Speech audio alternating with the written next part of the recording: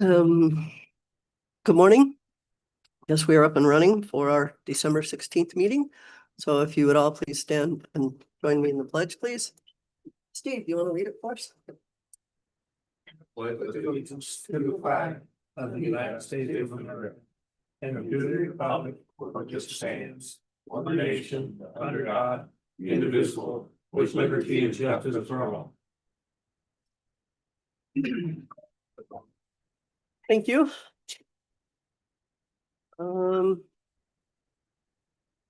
First thing on our agenda this morning is the consent agenda, consisting of approved minutes of 12/2/25, approved payroll, approved vouchers from the clerk of district court, and the sheriff, approved 2026 lease renewals for Cody Partners and Air Pro Fan and Blower Company, approve and allow chair to sign PCHPC 2025 annual report, approve and sign petitions for inclusion with Northwest Rural Water District, review and allow chair to sign the amendment for the cooperative agreement with the Wyoming DFS Child Support Program.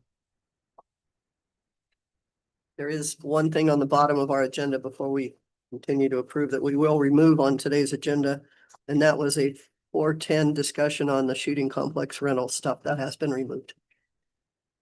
Madam Chair, I make a motion to approve the consent agenda as presented and include in the motion the removal of the item State Shooting Complex Joint Powers Board lease from the agenda. Second. Motion and a second to approve the consent agenda and adjust the regular agenda. Any further discussion? Hearing none, all those in favor? Aye. Anyone opposed? Motion passes. DSR update. Well, we're still moving forward with the uses, review of the uses. The TAG group met again last week, still finishing out on residential and lodging. Still moving forward with that, going very well. Discussed a little bit of subdivision type work, whether subdivisions will stay simple, minor, major, or if there's different ways in today's world of looking at those options. So that's still to be determined. Planning and Zoning Commission also started their review of the uses and did residential and lodging also. So we'll keep moving forward. It is a slow process, but we're trying to get that done. Is there anything else that anybody else is curious on the DSR at this point? Okay, thank you. The next thing on our agenda is a transfer of funds within the ARPA dollars. This particular ARPA fund is not restricted to COVID use. This was just restricted to county use. And we can use the funds in any manner we so choose, used through the general budget, but we do have to report on it each year as long as we have the funds. Two of the places that we were using some of the funds were in district court, which they have expended everything they needed to now to bring their courtrooms up to where they believe they needed them to be. And there's $4,908.41 left in that account. And then we have the Park County Buildings and Grounds HVAC, which was originally courthouse, public works buildings. And those contracts are closed out, and we have $154,495.86 left in that account. So the proposal is to move those two remaining amounts to a new category for law enforcement HVAC. As we know that is coming to a head, that we're going to have to replace a lot of things down there. So moving these funds into there to get that category started. Excuse me.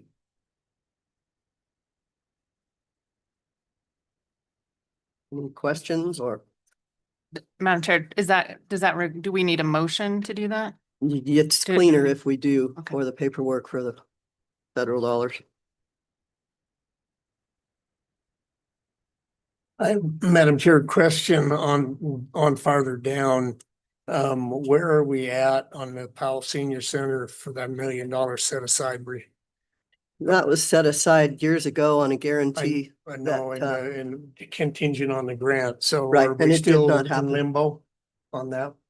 We pulled it because it didn't happen. So that has been remade. it's rejected and withdrawn, as it says in that category. So that's, you know, not to say we can't do something in the future, but right there. Rejected, and withdrawn. Oh, rejected, withdraw, sorry. Yep, no Gotcha. problem. So.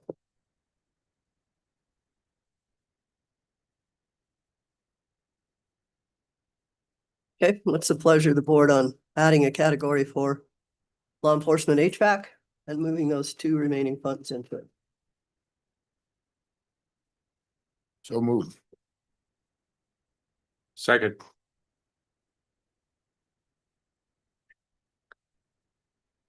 It's been moved and seconded to move 154,495.86 and $4,908.41 into a new category for law enforcement HVAC.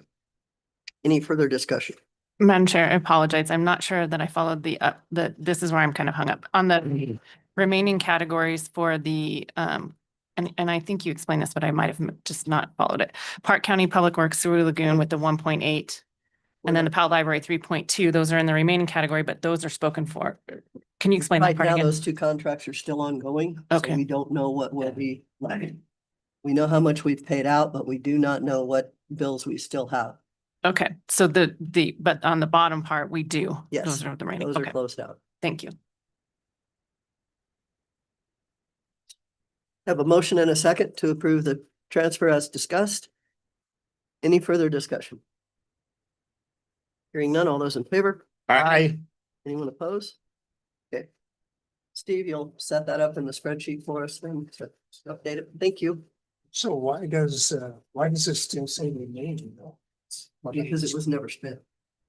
But neither was this, was it? Wait, and then it's over there. Okay, I'll have you play that. Yeah.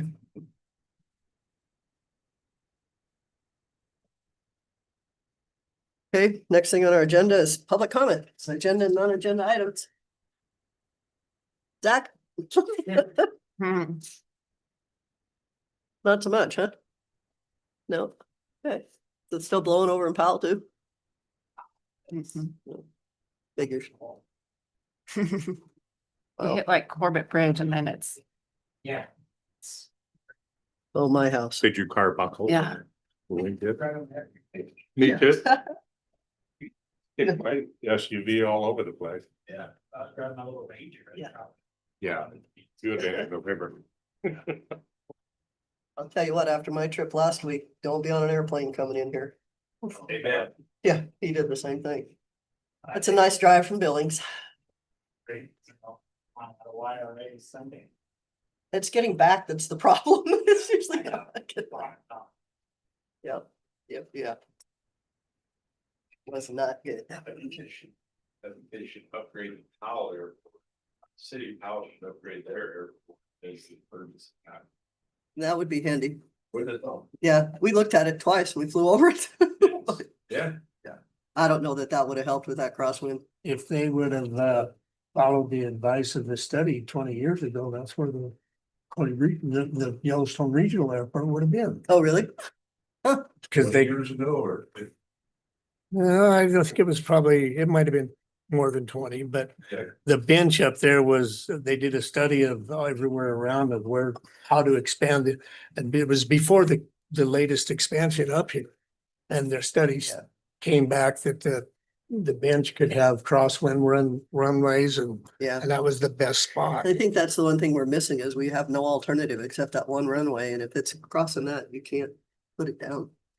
Remember Matt Mead, when he would fly into the area, he'd fly into Powell all the Yeah. time because Yeah. the weather was always better. Yep. I think Governor Gordon's done that a few times too. Those littler planes. We built the airport. Wow. And when Governor Freehold would fly in, they still had King Air. Just twin engine. Turboprop plane. And he and geez, who's the guy that ran government? No, guys. Anyway, it was Dave's pilot. And they called them off the aircraft carriers. Saying, it's so short at that turboprop in the summertime, the heck of time getting off the ground there. Oof. Took all 3,500. It's a problem with helicopters and aircraft. They don't like the heat anymore, especially helicopters.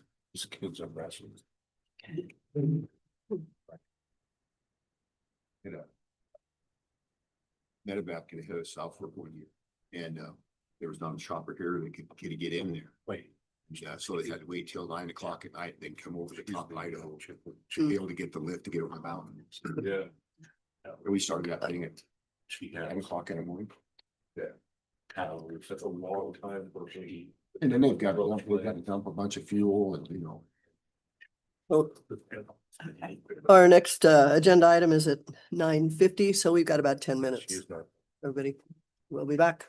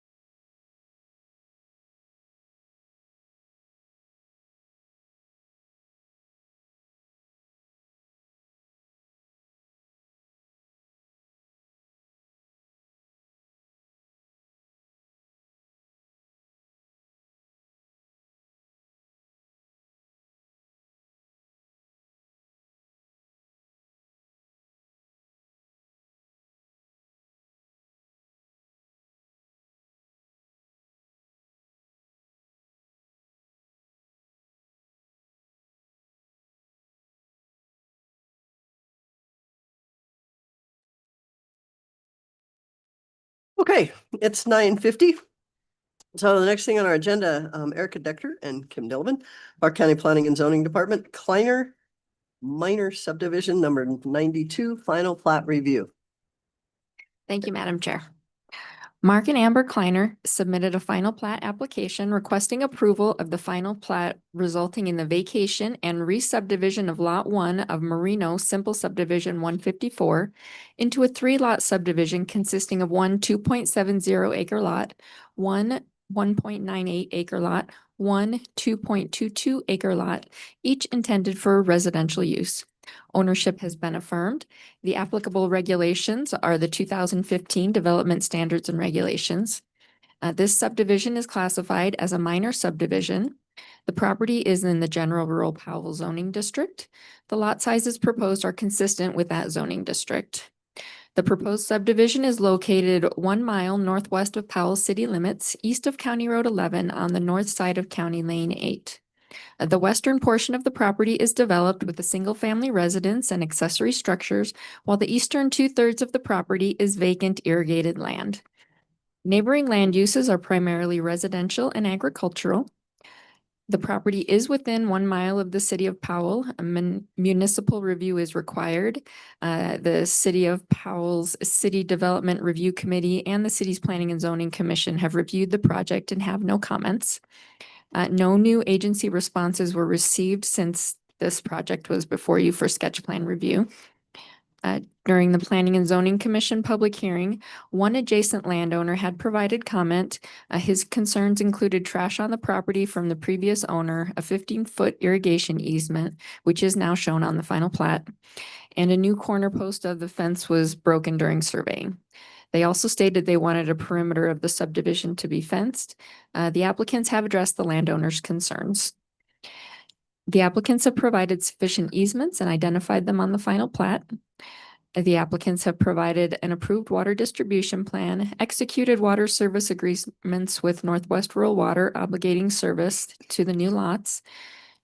Consent from all adjacent landowners that a perimeter fence is not necessary, and a completed affidavit of subdivider compliance with the fencing statute, and an approved long-term noxious weed management plan have all been provided to the Planning and Zoning Department.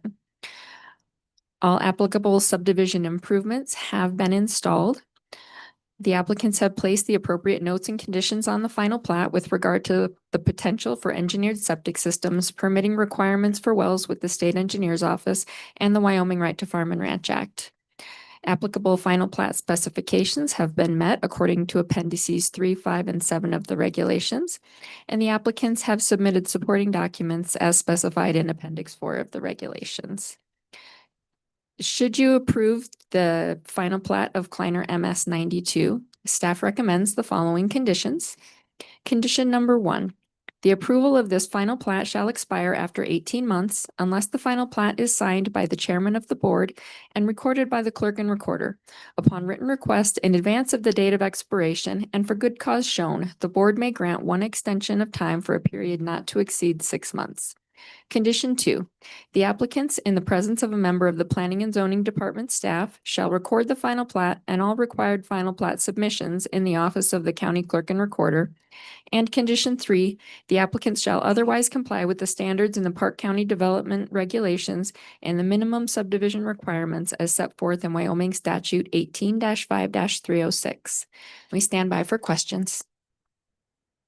Are there any questions from the commission members regarding this application? Okay. Pleasure of the board. This is not a public hearing, so it's up to commissioner decision. Madam Chair, I move to approve the Kleiner minor subdivision final plat review with staff recommendations. Second. It's been moved and seconded to approve the Kleiner minor subdivision 92 final plat with conditions stated. Any further discussion on the motion? Hearing none, all those in favor? Aye. Anyone opposed? Motion passes. Thank you. Thank you. Resolution number. Sleeping over there? No problem. 4582. Thank you. Thank you. Thank you. Sorry. No, you're fine. Getting back in the groove. I have a quick, Kim, real quick.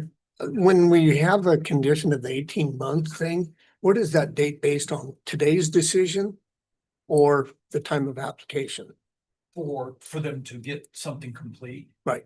My understanding is when it's approved by the board. Today. Yeah. the Yes, date, today. Yeah. Okay.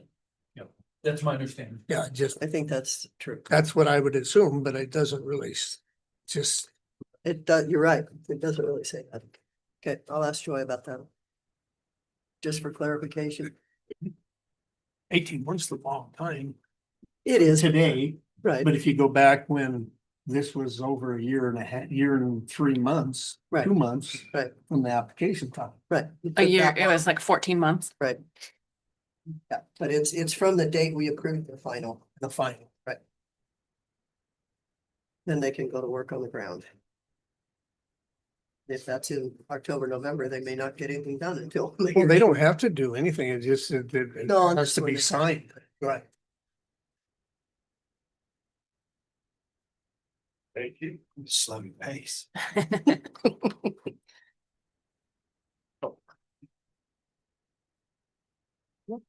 Go. You're going. Now I gotta go back. Yeah. She's too.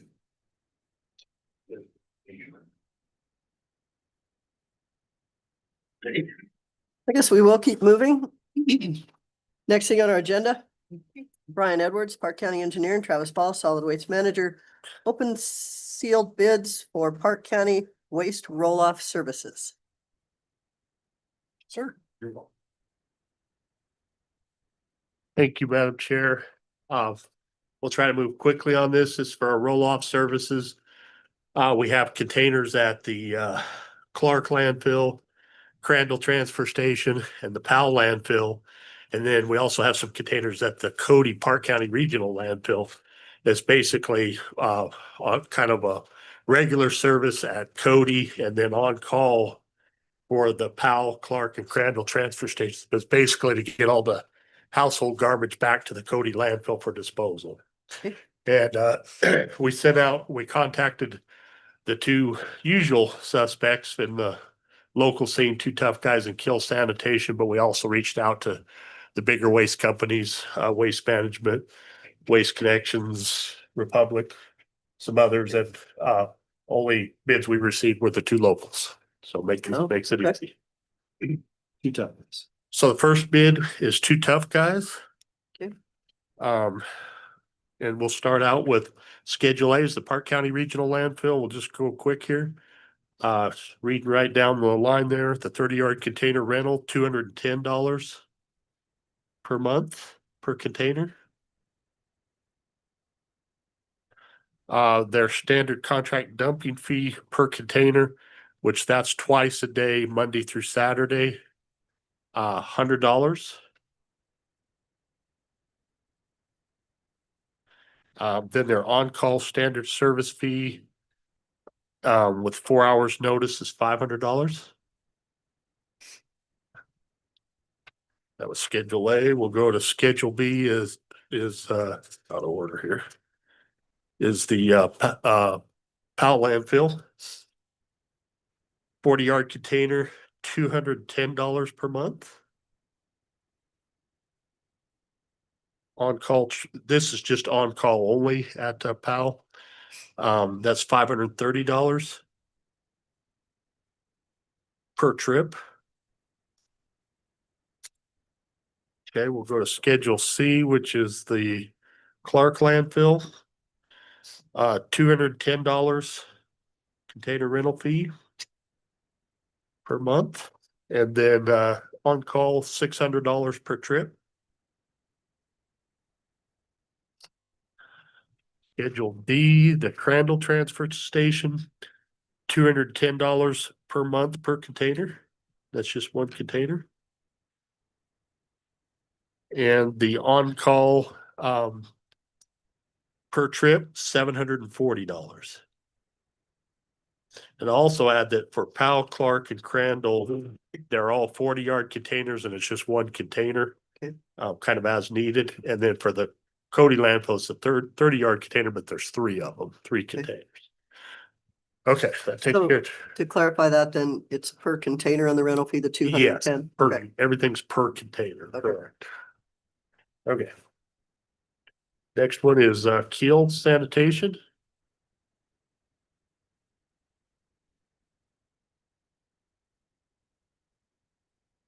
Okay, Keel Sanitation, Schedule A, $150 per container per month rental fee. $200, this is the standard contract fee. Per container per month.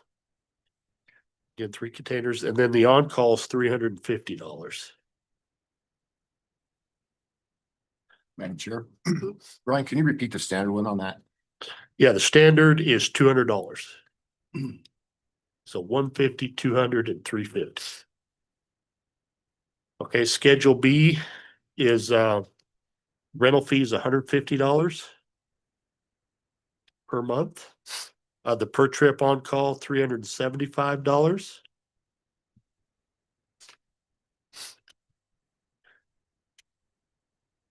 Okay, and then Schedule C for Clark, $150 rental fee.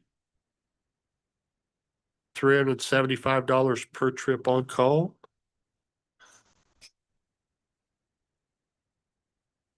That takes care of Keel, that's 150 and 375. Last one is Schedule D, Crandall Transfer Station, $150. 525 for the per trip on call. So, Madam Chair, we were, as you know, kind of last minute getting this on this schedule. Our contract with Keel expires into this month. What we could do, and we kind of screwed up not putting it where we come back to award. We might be able to look at this real quickly and recommend an approval, and then with the deal that we've got an agreement now, we could work with the county attorney to get an agreement in place if you're okay with that. But I think the only thing that bothered me, I saw that it looks like Keel is cheaper down the board with the exception of that per container, your standard dumping fee, they're twice as much on that. Everything else, I believe they're. If you want to go look at them, and we ended up canceling a 410, if you want to Oh, come that'd back be this awesome. afternoon, Okay, we- yeah, we can do that. okay, let's do that. That'll give us, because we'll run through some numbers. Question, the on-call service, is that's when you call them up and say, we got a dumpster, how often does that happen? Depends on which location it's at. Normally we let them know, for like when the guys out at the landfill will let Keel know when they're ready to be dumped at the Powell and Clark landfill and stuff. But they normally, like in Cody, they see them every day because they're in and out. And if they have a truck there and it needs to be dumped, they'll go ahead and dump them for us. But like the one up in Crandall, like I can't remember if it was July or August. We had that one dumped 3 times this last summer. And that's a column. But I mean, that's a standard $500 every time they have to go get it. So that was kind of the most expensive month as far as Crandall, but normally it's 1 to 2 times a month that they come in and dump those. Very rarely do we have to call them out and say, hey, we need you to come tomorrow and dump this for us because they're just overloaded. So not very often do you get the on-call $500. You mentioned the yards, and the old days, they used to be gallons, like the 300 gallon or the 90 gallon. So these are 300, 300. Well, yeah, these are big containers. So these are the boxes that are like, that go hook onto a truck. The 40 yards are pretty standard when you're transporting. That's why that one's bigger, and so we're not having to haul it as often. I can't think of a better way to describe it. They're the big They're like a semi-trailer. box. Okay. Yeah. It takes a special truck to hook up to them and haul them, which is why we don't do it. We don't have that capability in-house. Madam Chair, and I know that's what you're gonna review and that's my question when you come back. Some kind of estimation as to how many, That's what times we have. how often are are they dumped? Right. Because at at a double price there, I mean, it could offset their standard price Mhm. pretty dang quick. And then the second part of that, I have it. of my concern is the possibility when we write the contract of the Monday through Saturday, potentially Mhm. change it to just business hours. I don't know. In case we do to a Tuesday to Saturday, Oh, I see what you're moving saying. forward so that we don't have to rewrite a contract just for that. Okay. Just ideas. During normal landfill business hours. Yeah. Okay, perfect. We'll come back at, you said Yes, 10 o'clock? Be here before that. And So this, you said in January or July or August, you had that one that was 3 times at Crandall. People dumping construction stuff in there. Mhm. There's really, I mean, it's not like you go out here and you pay X amount a pound. No, so, yeah, so basically, when they get their, so like Crandall's unique.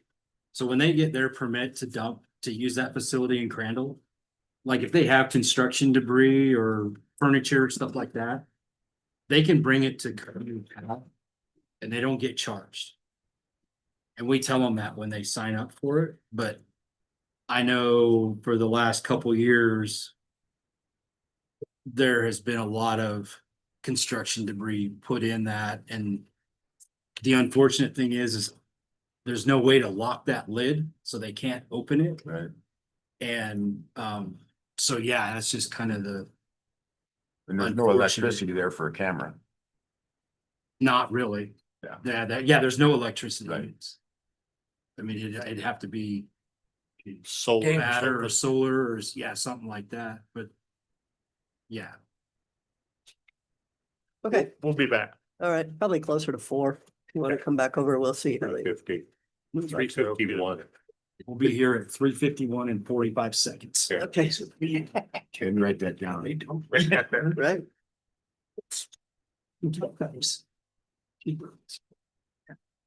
yeah, hopefully Thank they've got the history. Thank you. Okay.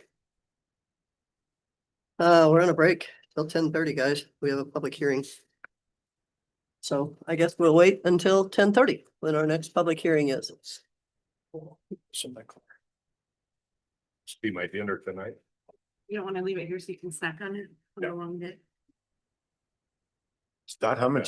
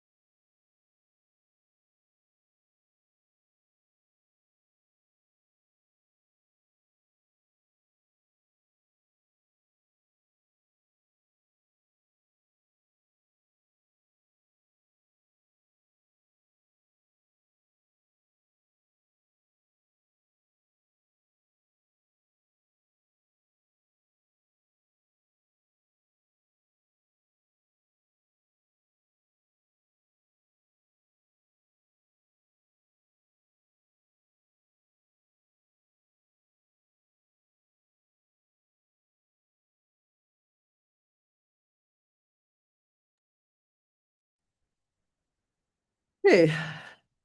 Back at work. The next thing on our agenda, 10:30. I guess it's not Joy Hill, it's Erica. Planning and Zoning Office, public hearing on the Grable River Bridge floodplain permit number 6-25. All right, thank you, Madam Chair. So I'm going to summarize some of the facts or some of the findings, and all the facts are in the packet. All the findings are in the packet. I'll also mention the or recommended condition should you choose to approve. So this is a floodplain permit. The applicant is Tim Bruger from Morrison and Merrily. The owner of the bridge is represented at Park County. Brian Edwards has put his name on the application as bridge owner. The location is the intersection of Road 3XQ and the Grable River.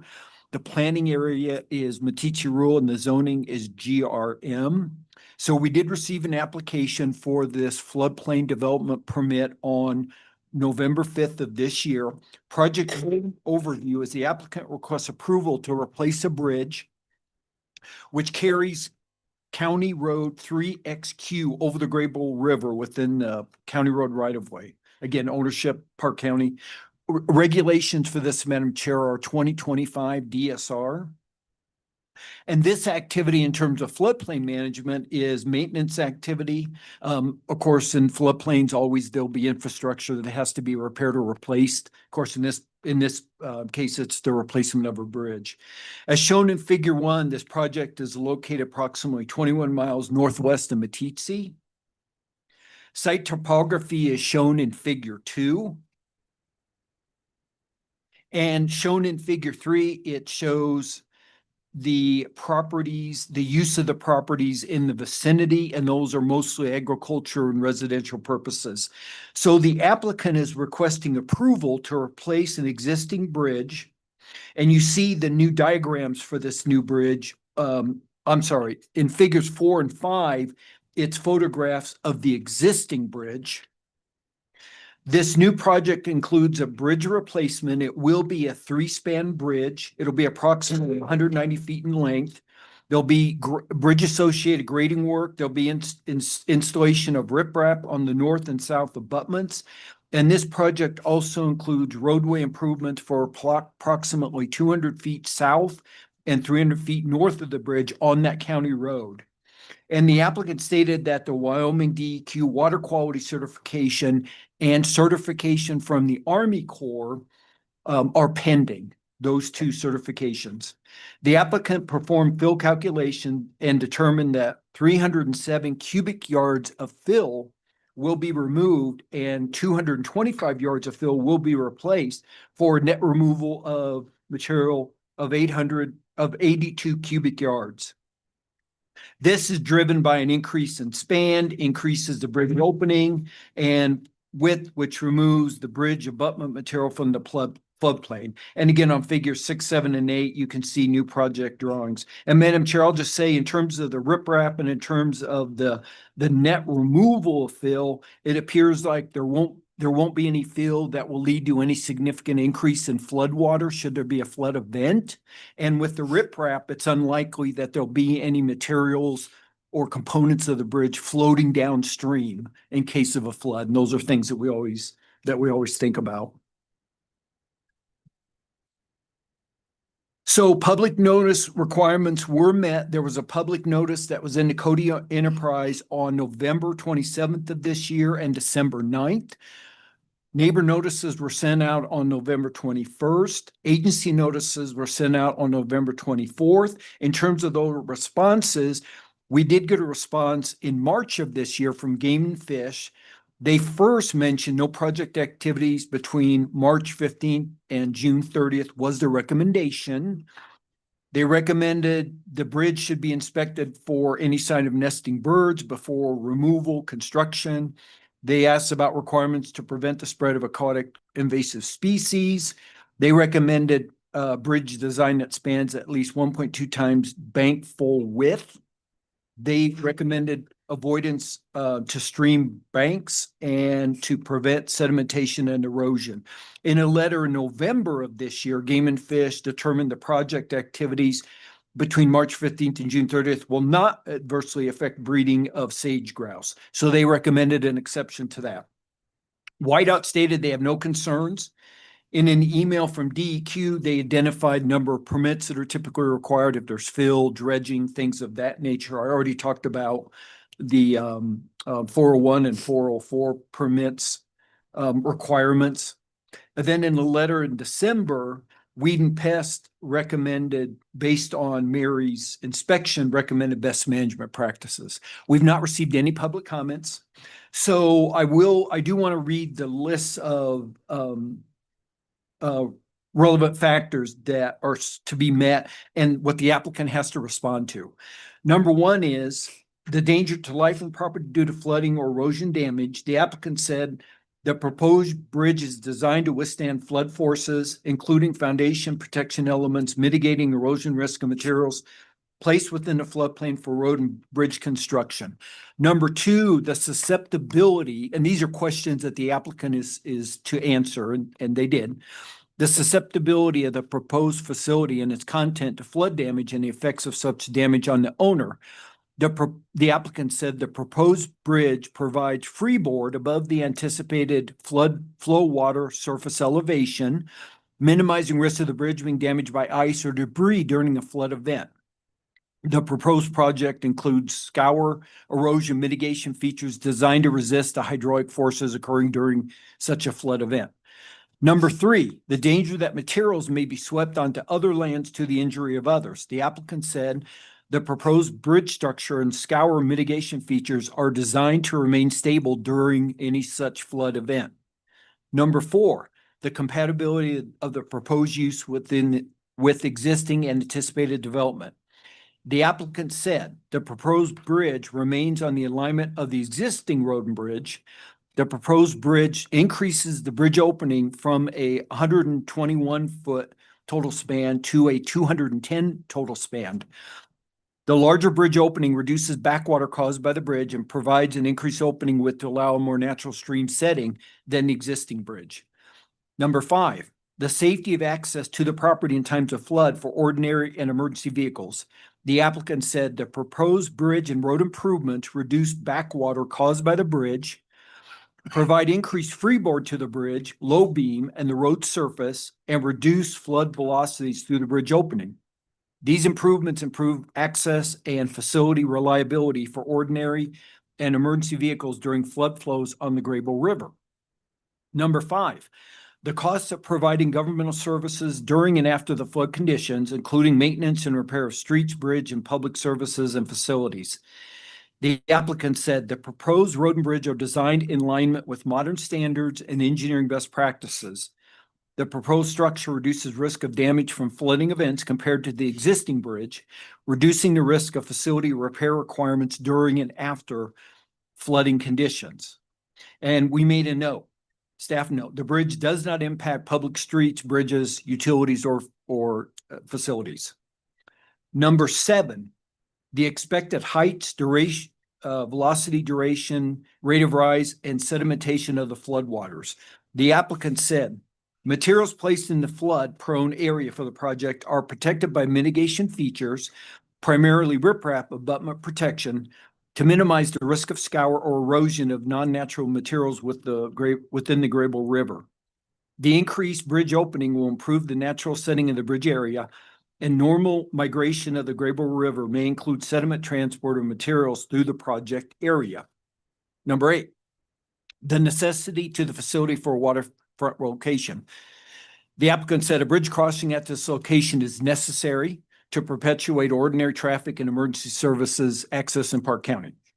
Number nine, the availability of alternative locations not subject to flooding or erosion damage. The applicant said bridges are necessary features providing access across flooding sources. Using the existing bridge location minimizes overall project costs, minimizes environmental impacts, and maintains community expectations for familiar routes crossing the Graybull River compared to alternative road bridge crossing alignments. Number 10, the relationship of the proposed use to land use plan. The proposed bridge carrying County Road 3XQ over the Graybull River is in the southeast portion of Park County within the Meeting Road Planning Area defined by the 2024 land use plan. The proposed road and bridge improvements perpetuate access and transportation for existing uses in the area, including farming, ranching, recreation, tourism, and access to public lands. Staff comment, in the 2024 land use plan, we identify special flood hazard areas and recommend enforcement of National Flood Insurance Program management regulations as required. Regulations and enforcement of existing laws of the floodplain are met with this permit. The county's review is intended to balance impact on property, which is human need, and environmental protection. And then comment number, or basically question number 11.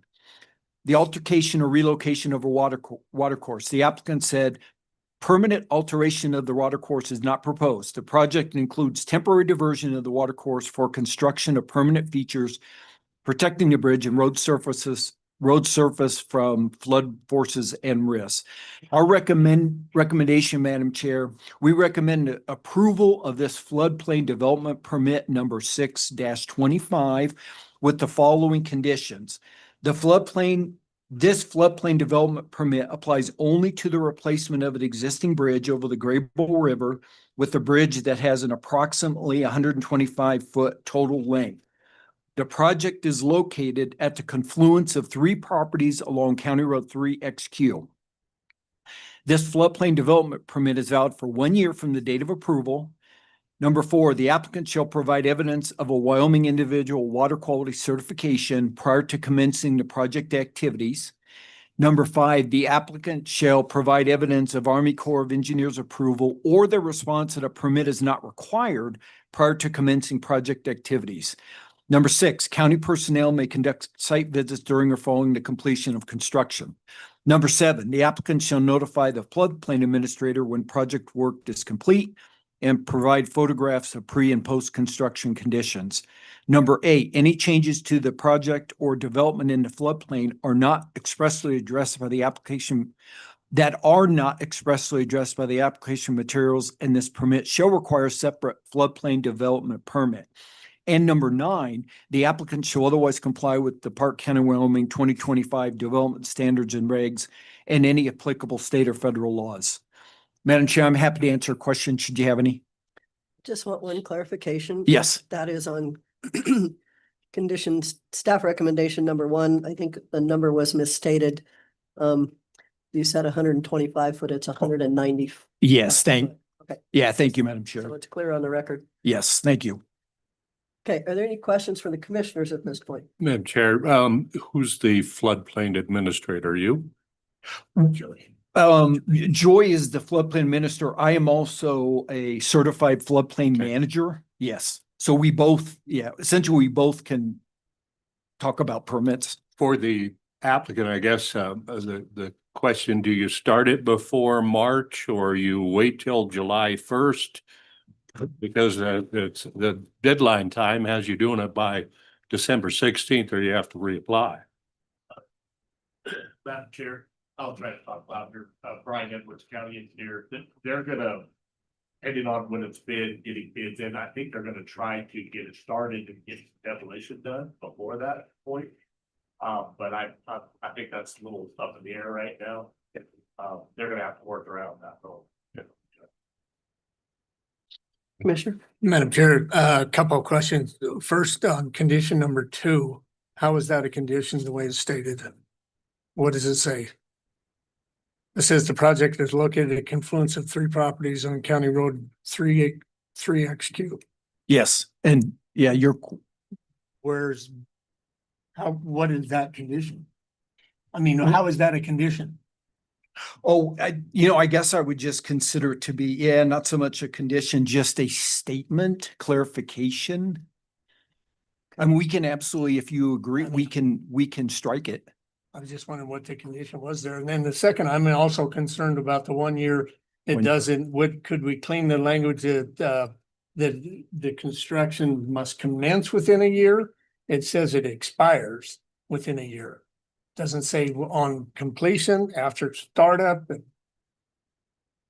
I mean, I'm concerned about the language on that as far as the 1 year expiration of the permit. If we don't get bid, we don't get it tore out, we don't get it rebuilt, if it goes into next season, as long as we started 10 Typically, I assume that we used to state that it must be started within a year or reapplied. Commissioner Teal, Madam Chair, I assume that language is out of our regs, but I can't speak to any certainty on that in terms of that one year. We can express those languages as. Just a minute, Condition. Brian. Madam Chair, the goal is to try to get it in one construction season, but Commissioner Bill is correct that things happen. And, just in case, if there was any way that, I think if you said 2 years, or that use the start date, like you said, the 1 year would be, there's a chance we would have to come back. So with your understanding of the regulations between Kim and Brian, is there a problem saying that the floodplain development permit is valid for 1 year from commencement of construction? Anyway, make it 2 years. It doesn't matter to us, I don't think. If we can make it 2 years and that does not affect how the floodplain management works, I think we're fine there. Okay, change that to 2 2 years, years. that condition from Everybody- basically today's From commencement of construction. 2 years from commencement of of construction. construction. Mhm. Okay, I'll make that Makes sense change. to everybody? Okay, And- this is a public hearing. Oh, Madam Chair, can I just read from the Absolutely. regulations about the expiration? The floodplain development permit shall expire 1 year after issuance unless the permitted activity has been substantially begun and is thereafter pursued to completion. The permit may be extended for 6 months through administrative approval for good cause shown. So so that according gives to the us a year and a rule, half, so we're, I don't know, Yeah, probably okay. The way it reads, 2 years from beginning that's what we'd like to of see. construction. Okay, I'll make it happen. Okay, this is a public hearing, so I would ask if there were any public here to comment on this floodplain permit proposal for the bridge. This is a YDOT project. It is not something that the county is driving. YDOT picked a bridge in multiple counties to do, and this is the one they picked in our county. So we are working this project with YDOT. Anyone else that would like to speak to this project? And for the third time, is there any public that would like to speak to this project? Madam Chair, I move we close the public hearing. Second. Been moved and seconded to close the public hearing. Any further discussion on the motion? Hearing none, all those in favor? Aye. Anyone opposed? Motion passes. It's the pleasure of the board. Madam Chair, I move to approve floodplain permit 6-25 as presented with condition, staff recommended conditions changing number 3 to 2 year of validation of the permit from the commencement of construction. Second.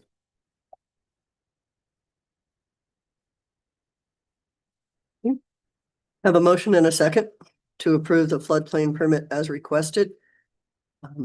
Rewriting Commission 3 to add for a 2-year time frame from commencement of construction. Correct? Correct. Okay, any further discussion on the motion? Madam Chair, Commissioner Teal, did you want to strike number 2 then? It's. Did we decide on that? Yeah, I Okay. don't see where there's a condition that has to be met there, so I was gonna leave it, but I mean, if you wanted to remove the number 2, move everything up, you could leave that statement in there. It kind of flows with condition 1 as to where it's at and what it is. But it doesn't really It's not a condition. tell Not a what, condition. that it's a condition that had that, there's no way to meet that. It's just a statement. Yeah, it is a statement. Yeah, so remove that number 2. Or combine it with number 1. You could just combine it with number 1 and then move your other numbers up. Okay. So the information's still there. It's just not a Right. condition. Great, got it. Okay. Any other discussion on the motion? Hearing none, all those in favor? Aye. Anyone opposed? Motion passes. It's our understanding they'll be bidding this project fairly soon. Yeah, it should be right up for year 83. 83. 83. Okay. Thank you, Ans. Okay. Thank you. Okay, we are a couple minutes late. We will keep moving. 10:45, Kim Delavan. and Erica from the Planning and Zoning. Public hearing on County Roads 2 minor subdivision number 95 sketch plan review. All right, thank you, Madam Chair. So the applicants for this project are the Smiths, the Sour Wines, and the Bunkers. They did submit a minor subdivision application, additional information on September 16th of this year. We did receive a revised sketch plan, which is in your packet. That was received on October 29th.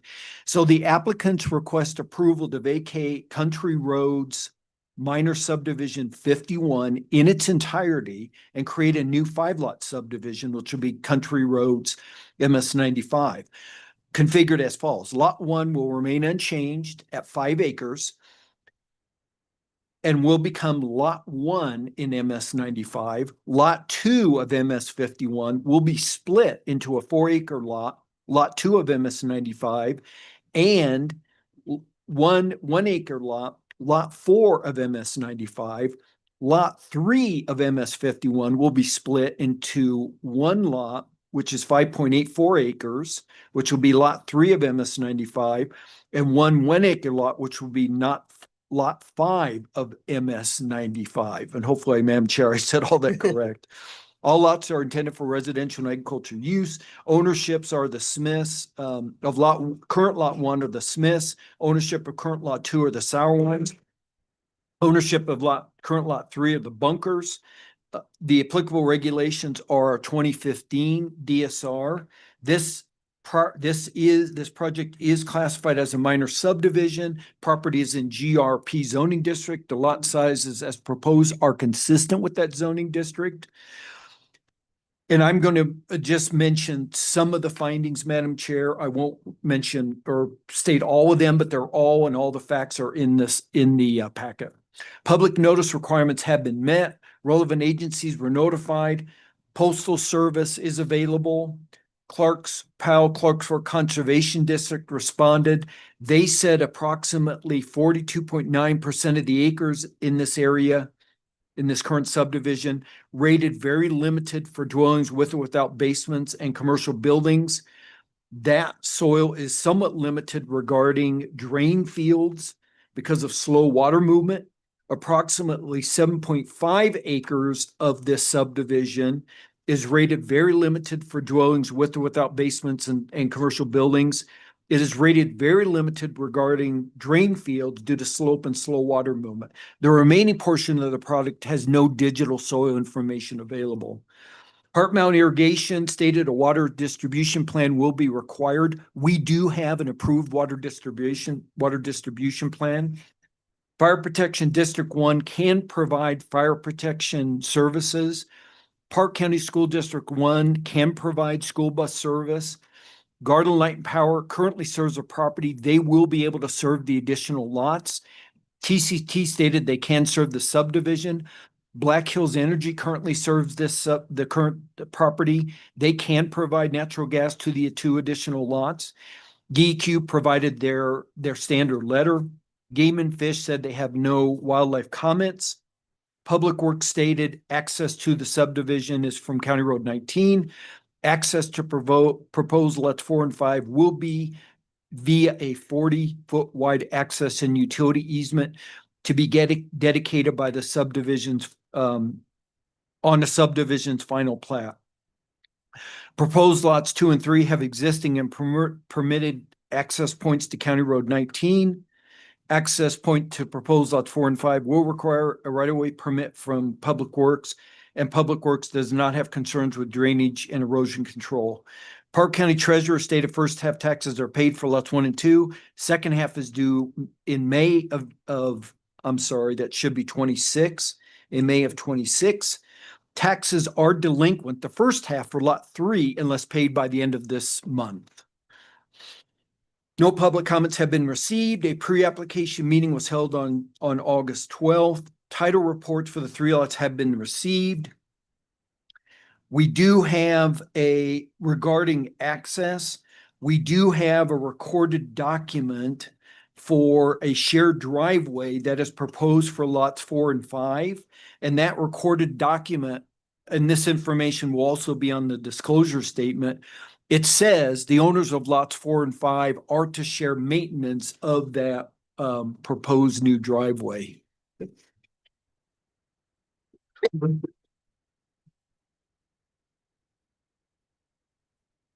Water rights distribution plan, also an approved water rights distribution plan has been received. An approved long-term noxious weed management plan has been received. Application submissions for sketch plan have been met. Percolation tests were completed on lots 2, 3, and lots 1 back in 2020 and on 22. All the percolation rates were between 16 and 20 minutes per inch. Groundwater cuts were made on lots 1, 2, and 3. Again in 2020 and in 22 to depths of 8 feet or 10 feet. No groundwater was found in any of those cuts. So it appears like adequate separation exists between groundwater and the bottom of proposed drain fields. Wastewater requirements have been met. Domestic water will be provided by private wells. A well water sample was collected from a well on lot 2 in March of 23. Nitrogen was detected at 4.16 parts per million. That's below the contaminant level, maximum contaminant level of 10.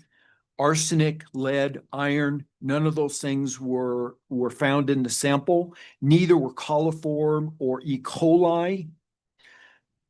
The test did find TDS at 427 parts per million, but that's below that contaminant level of 500. And again, TDS is basically cloudy water, might have a smell, might have caused digestive issues, but those are non-binding cosmetic aesthetic guidelines.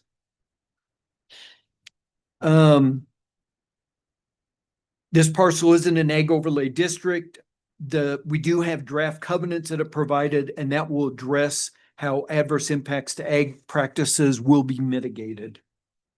The plat will contain a notice, will contain a notice of the Wyoming Right to Farm and Ranch Act. Utility requirements have been met.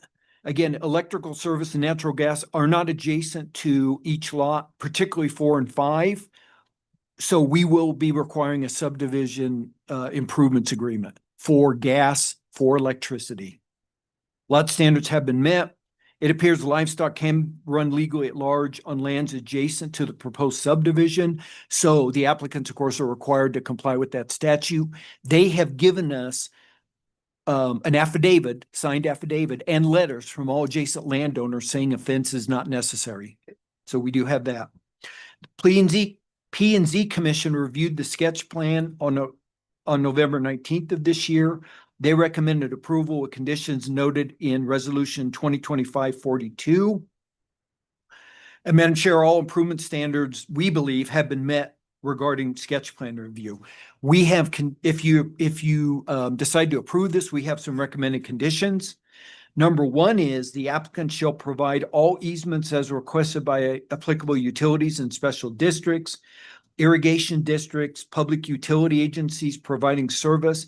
The width of any utility easement shall be sufficient to allow adequate maintenance of the system, but in no case shall such utility easement be less than 20 feet in width. Easements must be identified on the final plat. Would you this? I want to show this. Madam Chair, Erica is going to show you a draft final plat. In a minute, I just want to talk about one thing. That's the easement running back to proposed lots 4 and 5.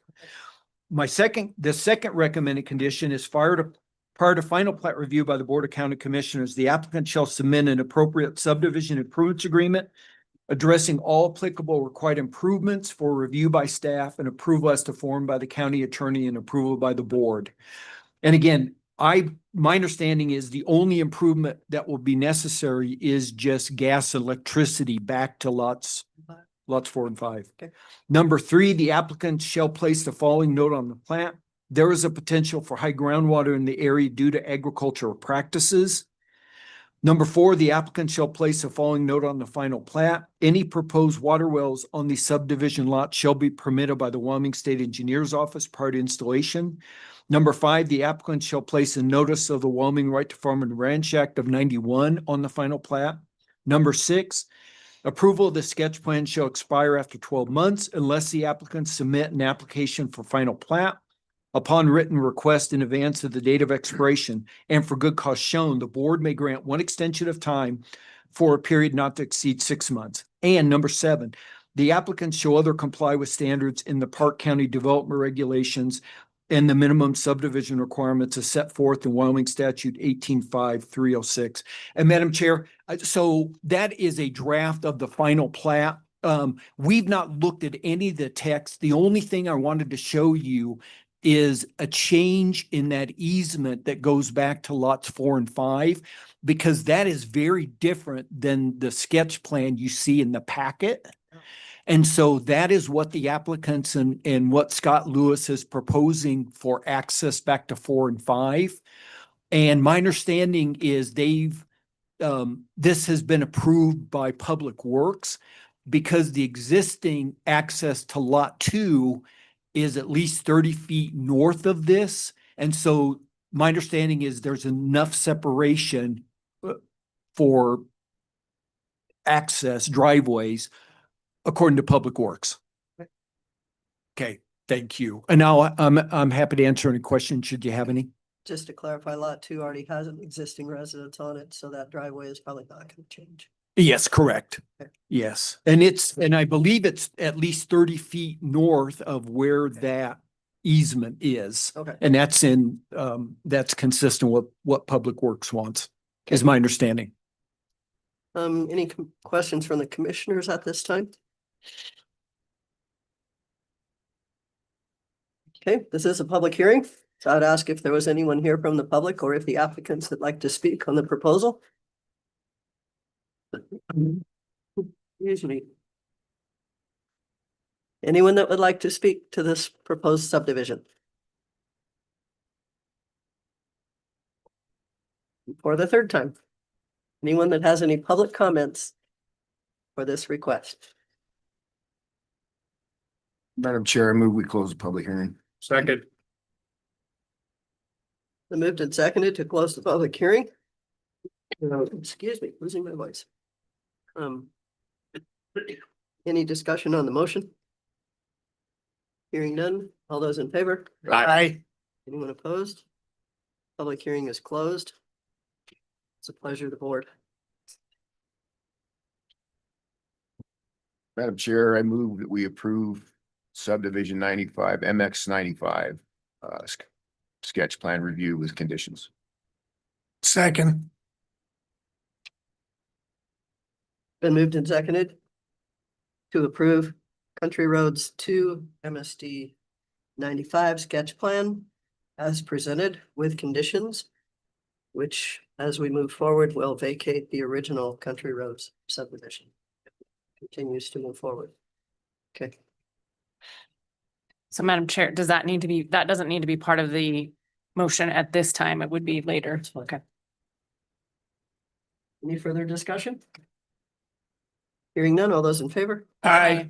Anyone opposed? Motion passes. Thank you. Thank you, Madam Chair. Thank you, commissioners. Thank you, Hans.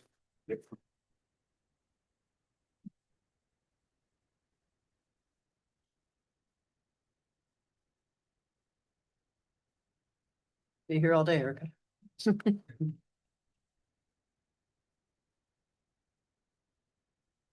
Okay.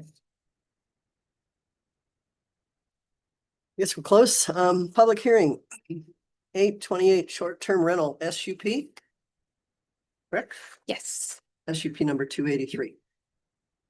Thank you, Madam Chair. The staff report packet was provided to you and the applicant in advance of this hearing. All facts are within the packet, and I will now summarize key findings from the material. The complete packet will remain in the official file in the Planning and Zoning Department. Chad Wagler submitted an SUP application requesting approval for a highway commercial business consisting of one existing residence for short-term vacation rental use. The applicable regulations are the 2015 Development Standards and Regulations. Ownership has been affirmed to 828 LLC by warranty deed. The property is located in the general rural 5-acre zoning district. Highway commercial business uses are allowed in this zoning district in the North Fork planning area, provided an SUP is approved. The property is located approximately 19 miles west of the city of Cody on the south side of Highway 141620. Neighboring land uses are primarily residential and residential vacant land, with the exception of commercial use on the property immediately to the east. There is an existing 952 square foot, 2-bedroom residence on the property permitted as a single-family residence that is proposed for use as the short-term rental. The applicant provided a site plan showing the shared private driveway, shared well and water line easement, existing residence, a guest parking area and additional parking, the location of the North Fork Valley ditch and the neighboring residence.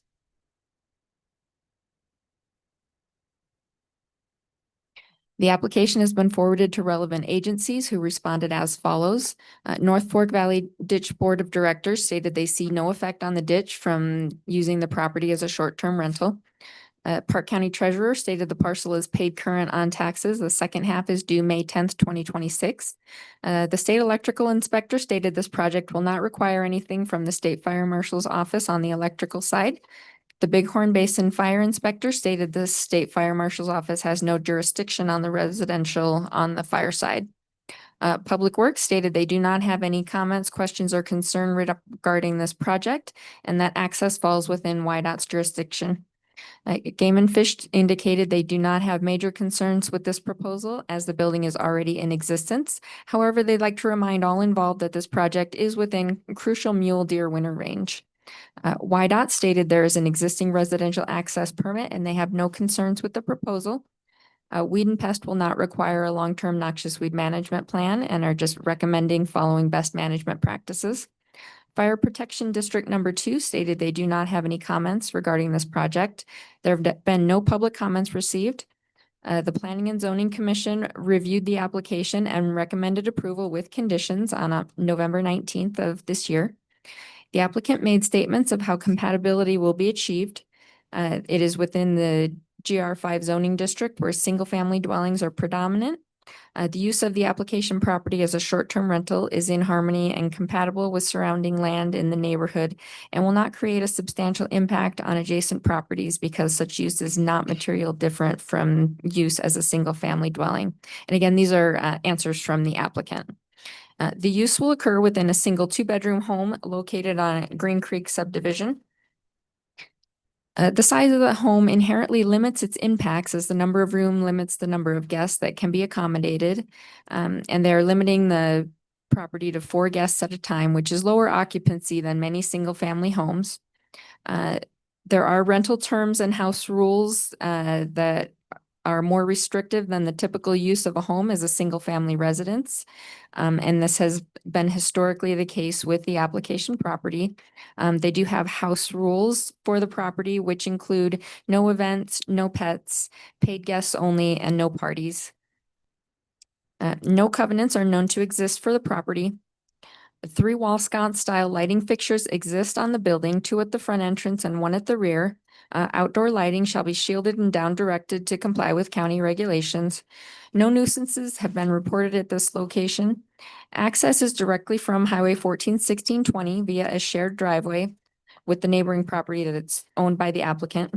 The existing domestic water well on the subdivision lot 101 serves both lot 101 and lot 102. The applicant has received an enlargement permit from the state engineer's office, expanding that well to cover both properties. The applicant has identified ample parking to serve the proposed short-term vacation rental. The existing structure is currently connected to utilities and a permitted septic system currently serves the property. At this time, no signs are proposed to serve the use. Adequate services and infrastructure appear to be available to serve the use. There are no specific criteria identified. The proposed use is not within any overlay districts. A buried pipeline for the North Fork Valley ditch crosses the property, and there is a 50-foot wide easement for the North Fork Valley ditch dedicated on the amended plat of the Green Creek subdivision. The use is not expected to impact any lakes, reservoirs, or streams. No federally protected wetlands are expected to be impacted by the use. A runoff and erosion control plan is not being required for the use at this time. Air quality is not expected to be impacted. The proposed use is not considered a specific use. There are no streams or corridors in the vicinity of the proposed use. Should you choose to approve the special use permit, staff recommends the following conditions. Condition number 1, the applicant shall comply with Park County noise, lighting, and other nuisance regulations. Condition 2, the applicant shall comply with Park County sign standards if applicable. And condition 3, the applicant shall otherwise comply with standards in the Park County development standards and regulations. We stand by for questions. Thank you. Are there any questions at this time from the commissioners? Hearing, excuse me, hearing none, this is a public hearing. I would ask if there was anyone here, including the applicant, if they would like to say anything regarding this proposal.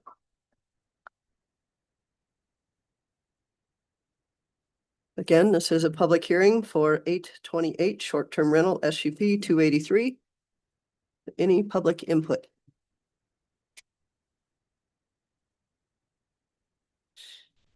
And for the third time, is there any public input on this request? Madam Chair, I move to close public hearing. Second. Motion and a second to close the public hearing. Any discussion on the motion? Hearing none, all those in favor? Aye. Anyone opposed? Okay, motion passes. The pleasure of the board. Madam Chair, I move to approve special use permit 283 short-term rental special use permit With conditions? with recommended Recommendation. staff conditions. Second. Been moved and seconded to approve the SUP for 828 short-term rental. Any further discussion on the motion? Hearing none, all those in favor? Aye. Anyone opposed? Motion passes. Thank you. Thank you. 8-5. Thank you, Hans.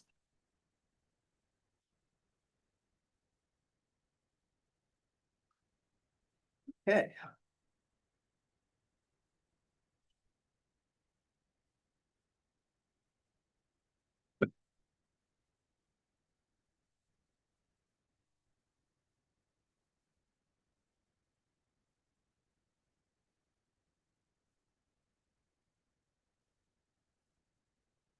I do. Great. I do.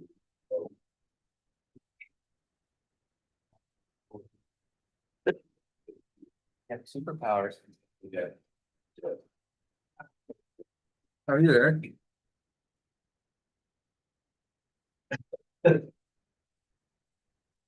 You're a funny guy. Oh, Saying that right now. Funny guy. what is?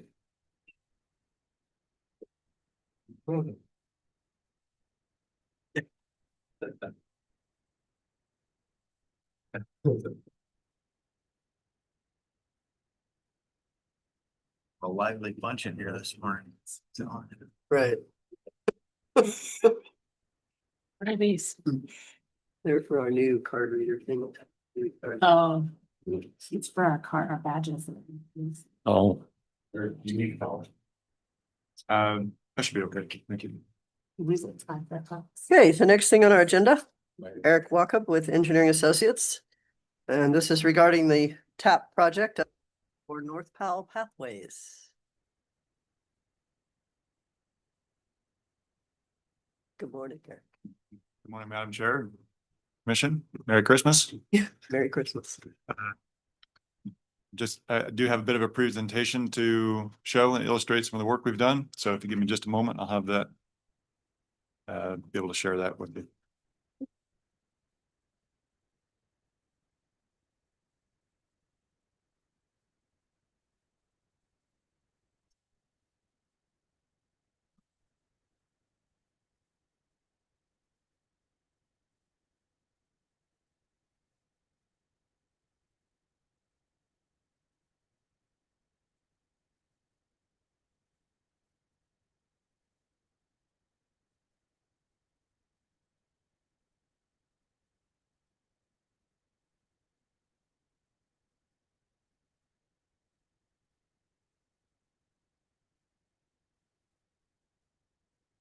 Okay, are you able to see what I've got on the screen there? Yes. Excellent. Feel free to stop me at any time if you've got any questions. I'm going to run you through some of very briefly, the reason for the project, some of our work that we've done to date, and then I have some recommendations on how the commission, the county could proceed should you be interested in moving forward with the project. So as you're familiar with, originally, the need for the proposed pathways is to provide separation for pedestrians and road users, especially on the area of Road 10, which is a signed county truck route. On the north side of Powell, there is a mix of some existing pathways. There's a few existing pathways, but there also is a fair bit of pedestrian and bicycle use. And over the years, that use has increased. And so there's an identified need to provide better separation, particularly on lane 8, road 8, and road 10. So this is the project area. And we're talking about the very north side of Powell and some of the county roads surrounding the north side of Powell, bounding on the east and west there. Okay, what you're looking at here in this figure is I grabbed from a social media platform called Strava. Strava is voluntarily used by cyclists, runners, pedestrians, things like that. And they post pictures of when they went on a run or went on a bike ride, and it also tracks location. Strava then takes that and puts it available and maps where pedestrians and bicyclists are using roads. So this area, you can see the darker blue area shows where use is high. The light blue areas show where use is infrequent. And you can see that the dark road trend, or split in the screen there from is 7th Street in Powell. And then a half mile north there is lane 8. So you can see that 7th Street receives a lot of traffic. And as people do that, they then go north and or west around. That's road 10 on the very left side of the image. You can see the high school track over on the very east side. So you can see that the county roads in and around Powell are getting a lot of pedestrian traffic.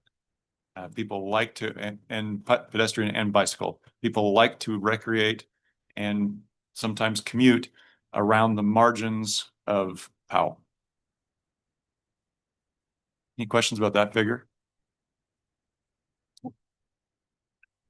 So as it stands today, there are 3 pathways in the area of interest that we're talking about. They're illustrated in green on this figure. The city of Powell recently this summer, they paved what's referred to as the lateral C pathway. That's on the right side of this figure, immediately west of the high school and on the east side of the rainwater subdivision. That was a gravel pathway. The city has now paved that, and so that's in use even more. It's a paved pathway is necessary for, or better for strollers, for inline skates. It's better for bicyclists, especially kids.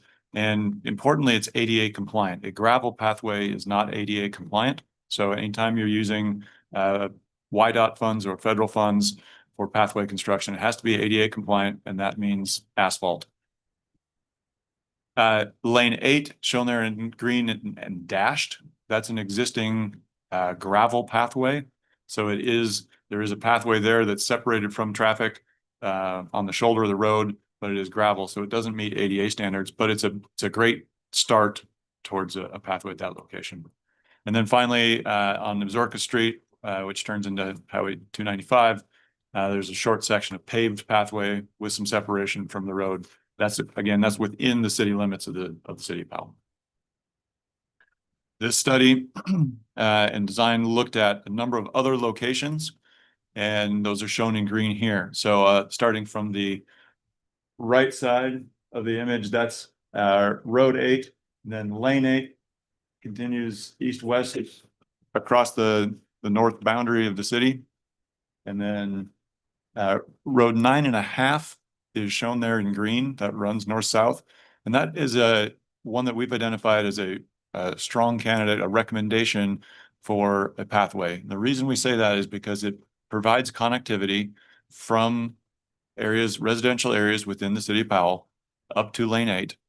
But it does not have some of the same constraints that we see in Road 10.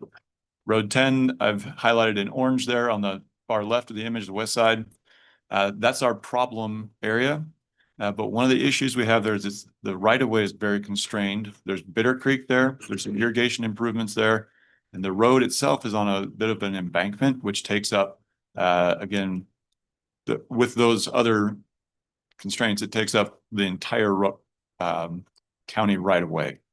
So we looked for a way to put in a pathway on Road 10, and we don't think it's feasible without right-of-way acquisition. Erica, Madam Chair. Sure.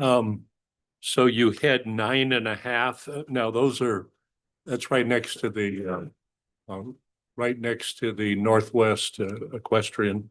Is that what that? Yes, that's correct. Okay, It's it would be on that side and not on the residential side. That's also correct. Yes. Okay. We considered both sides of 9.5, and there's some residential developments on the. So this image here shows Road 9.5. We'll get there. There you go. It's looking north from near the physical plant of Northwest College. So you'll see that there's some residences on the west side. There are some irrigation improvements on the east side that serve agricultural fields that are owned by the Northwest College Foundation, I believe, and the Equestrian Center and their physical plant.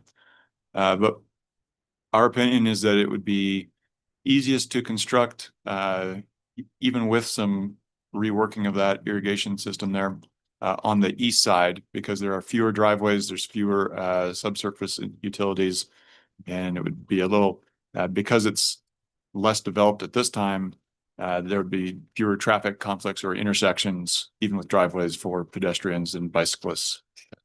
So our recommendation is 9.5 on the east side for a pathway.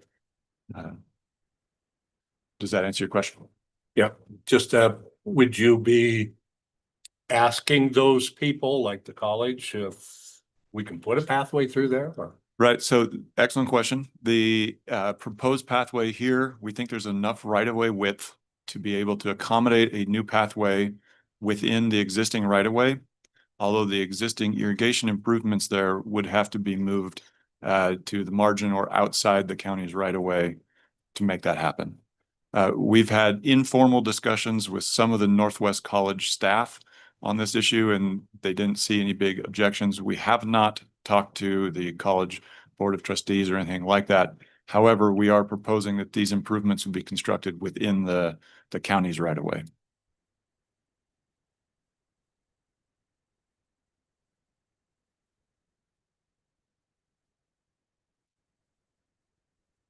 This image here shows the existing gravel pathway along lane 8. It's on the north side. So city limits are on the left side of this image. There's the existing gravel pathway shown on the right side of the image. Then I think some of you have seen this photo. It'll catch up there in a second before, but this is Road 10. It's looking north from near the city limit. And you can see that is I believe a beat haul truck going away from the photo there. On the left side is where is the best engineering location for a new pathway. To the right of the road surface there, it drops off steeply. It's not really shown well in this photo. It's a little deceiving, but Bitter Creek there is immediately off the shoulder of the road and is 10 plus feet deep. It's a pretty good hole actually. So then adjacent to that, there's agricultural service road, private ag road, and then some irrigation improvements.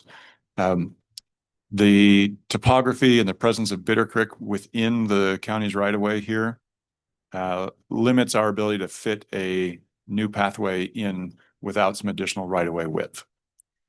So from a technical perspective, it'd be pretty easy to construct a new pathway on the west side down near the grade of the existing field.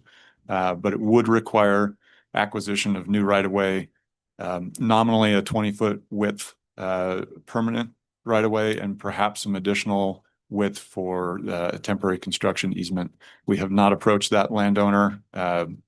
My impression is that it would probably not be favorably received. But there would be a few little variations in right of way width, but it would be a several thousand-foot taking of new right of way. Do you foresee that power line having to be moved if we did that or not? For pathway construction, I don't think it would have to be moved. I think that it might be considered as part of the project if it wanted to be buried for benefit of the county for other reasons.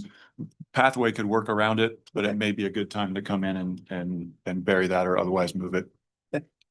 Madam Chair.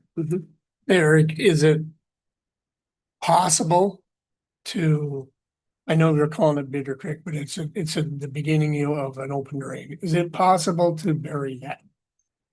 It is possible. We did consider it. We put some initial thought to that and considered that to be cost prohibitive. The size of culvert or the Piping? pipe diameter would get really cost prohibitive pretty quickly. Although it is really a irrigation drain or agricultural drain, it does drain a very large area. And so to design it sufficiently large to convey flood flows, it would be many feet in diameter. I didn't exactly calculate, but we're thinking something like 8 to 10 foot in diameter to adequately convey flood flows. So it would get very expensive very fast. We didn't consider that further. There would also be some significant permitting with the Army Corps of Engineers. Permitting with the Army Corps of Engineers would also be a step in that process with them. The Bitter Creek was kind of what triggered the cultural resources and their review as well. So there's some red tape on that side of the road for sure.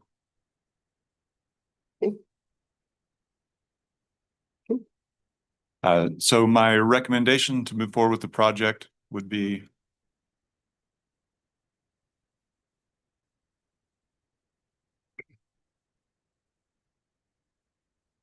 the easiest and most cost-effective portions would be Road 8, shown on the far east side of this image, and Lane 8, for as much as county's budget may allow. Paving the portion that's currently gravelled would be pretty cost-effective. There would need to be some grading and gravel work done, but then could pretty easily accept a new asphalt surface there. But providing a paved pathway, particularly on the east side of Highway 295, would be my recommended first phase. Second phase would perhaps be Lane 8 and Road 9.5 west of Highway 295. And should the board want to move forward, going forward with a Road 10 option would require cooperation from the landowner. Sure. Madam Chair, Commissioners, I can, most of you probably know this started with a whining complaint from me. And a possibility of getting a grant, which we did through TAP, Transportation Alternative Program. I believe it started out as an 80-20 match. We had 20% in. So it was something good, I felt, to look forward to solving, as even Eric mentioned, the area between 7th Street and Lane 8 on Road 10, the problem area.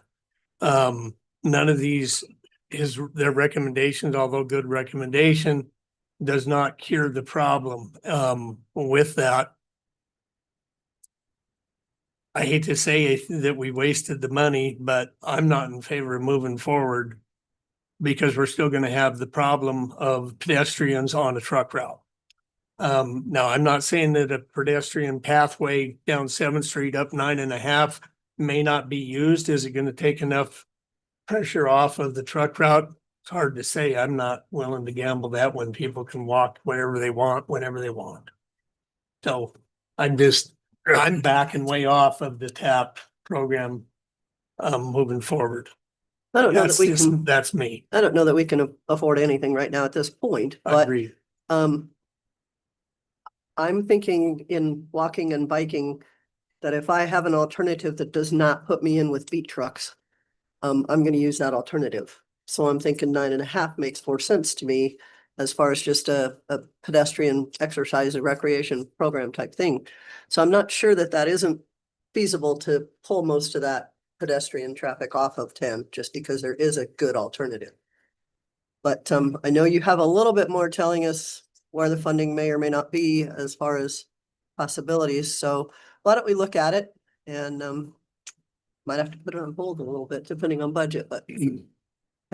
Madam Chair, I think if you inform the public and advertise it enough, I think that people will stray away from Tower. I know that there is still the section that even goes from Coulter up to 7th on Tower that is used by a lot of bikes and others, but even for like the cross-country team, they're running all the way down to Tower and taking that road up to Road 8 and circling around. But if we have a pathway for them on 9.5, that certainly would help them out, and it'd even shorten up their run for practice, which would be nice.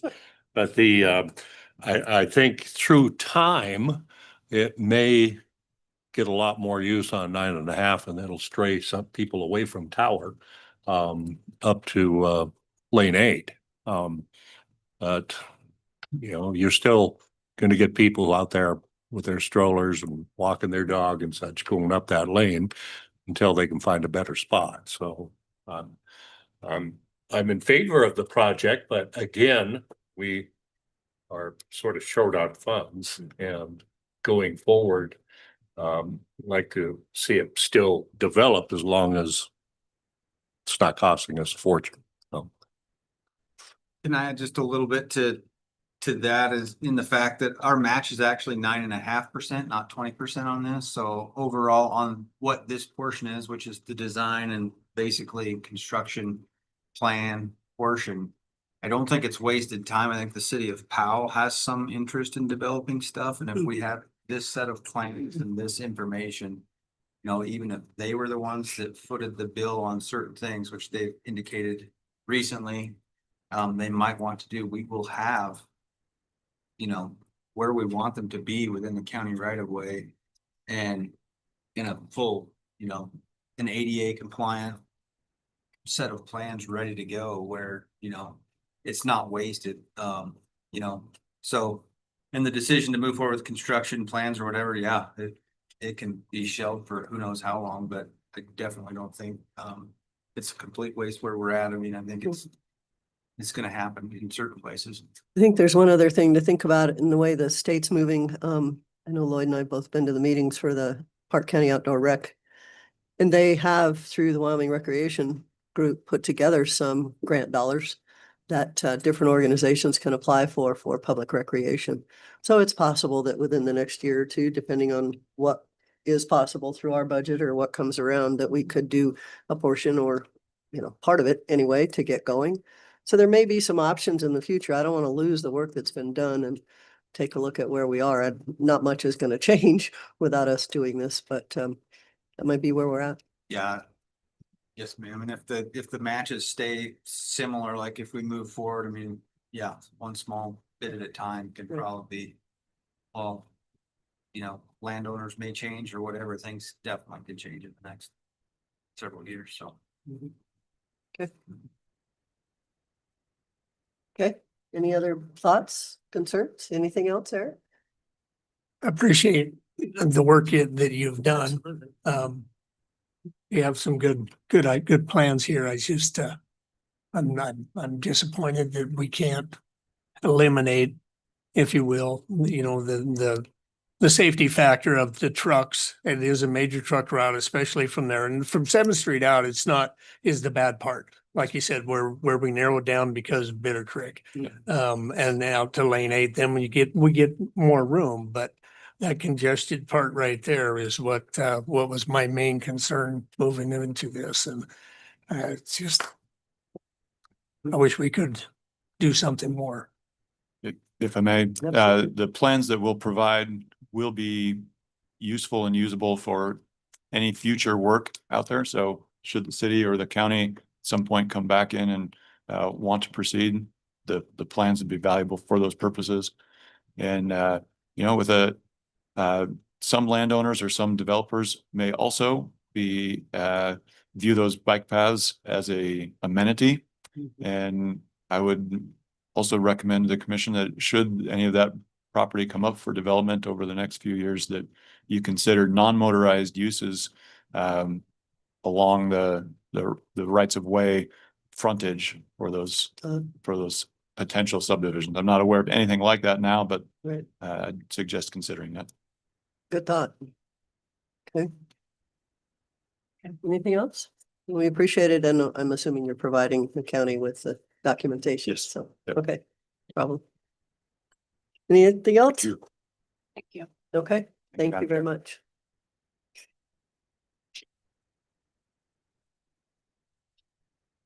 Okay.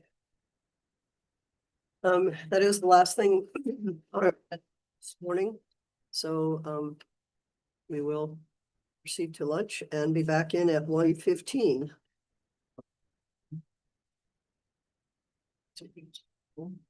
Thank you.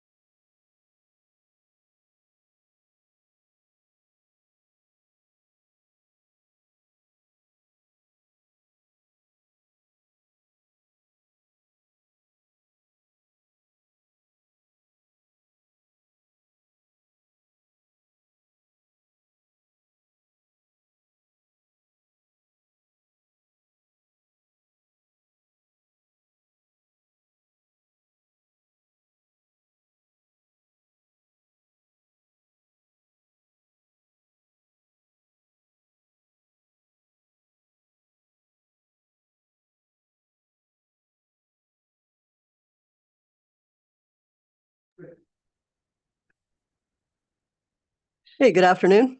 Our 1:15 item on our agenda today, Kim Delavan and Eric. Park County Planning and Zoning, Sunflower Estates minor subdivision number 91, final plat review. Thank you, Madam Chair. So I will summarize some of the findings. You'll find all the findings, all the facts in our staff report packet. So Seton Smith is applicant landowner. He submitted a final plat application to our department on November 12th of this year. The applicant requests approval of a 4-lot residential subdivision consisting of one 6.51 acre lot, one 5.18 acre lot, one 2.9 acre lot, and one 4.11 acre lot. Ownership is affirmed by corrective quitclaim deed to the Smiths. Applicable regulations for this development are Park County, Wyoming 2015 Development Standards and Regulations. This subdivision is classified as a minor subdivision. Property is in a GRP zoning district. The lot sizes proposed are consistent with that zoning district. And as you'll remember, this originally was in a different zoning district. There was a zoning amendment that was approved. Now it's in GRP. The property is within 1 mile of a municipality, of course, City of Powell. Municipal review therefore is required. And we did receive a response back from the City of Powell. And they just basically said the right of way as proposed is sufficient. I assume they meant the county road right of way for that county road. A public hearing is not required for final plat review. And so public notices are not required. Relevant agencies were notified and the following responses were received after the Board of County Commissioners sketch plan review. So we received 2 letters from Garland Light and Power. And then finally at the end, we received an email, and that email stated that Garland Light and Power they said primary power is available to each proposed lot, and they will work with future lot owners to provide secondary power as necessary. And that power line is along the north side of that county lane. I think it's nine and a half, I believe. So the Board of County yes, it's along the north side of County Lane 9.5. The Board of County Commissioners reviewed and approved the sketch plan on October 7th of this year, Resolution 2025-69 with conditions. The applicant has provided responses from Garland Light and Power. An approved long-term noxious weed management plan has been submitted. A water distribution plan reviewed and approved by the Shoshone Irrigation District has been submitted. The applicant has placed the appropriate notes and conditions on the final plat with regard to engineered septic systems, water well quality, permitting requirements for wells with the state engineer's office, and the Wyoming Right to Farm and Ranch Act. The applicant has also provided written consent from all adjacent landowners that a perimeter fence is not necessary. And the applicant has also provided a completed affidavit stating that neighboring property owners do not require a fence. And we do have that, Madam Chair. As a result, a subdivision improvements agreement is not required. The Plat Review Committee reviewed the initial submission of the final plat on November 24th. Minor changes and corrections were identified, and a revised final plat was submitted on that same day, November 24th of this year. Applicable final plat specifications have been met according to appendices 3, 5, and 7 of our regulations. And the applicant submitted supporting documents as specified in Appendix 4 of our Park County regulations. Our recommendation is we recommend, Madam Chair, approval of the final plat of Sunflower Estates MS 91 with the following conditions. The approval of this final plat shall expire after 18 months unless the final plat is signed by the chairman of the board and recorded by the clerk and recorder. Upon written request in advance of the date of expiration and for good cause shown, the board may grant one extension of time for a period not to exceed 6 months. Number 2, the applicant shall timely submit a Mylar copy of the final plat to the Planning and Zoning Department to be signed by the chairman of the board. Number 3, once condition 2 has been met, the applicant, in the presence of a member of the Planning and Zoning Department staff, shall record all required final plat submissions in the office of the county clerk and recorder. And number 4, the applicant shall otherwise comply with standards in the Park County Development Standards and Regulations and the minimum subdivision requirements as set forth in Wyoming Statute 185306. And we're happy to answer any questions you might have, Madam Chair. Thank you. Any questions from the commissioners? Okay, it's the pleasure of the board. You said there is no SIA with this? Correct. Yes. Madam Chair, I would move that we approve the Sunflower Estates minor subdivision MS 91 final plat review. With recommendations? With recommendations. With recommendation. Conditions. Second. So moved and seconded to approve final plat for Sunflower Estates minor sub number 91 with conditions stated. Any further discussion on the motion? Hearing none, all those in favor? Aye. Anyone opposed? Motion passes. Thank you, Madam Chair. Thank you. Thank you, commissioners. Thanks. 86. Last one of the year. Nice. Thank you. You bet. Appreciate it. Thank you, you too.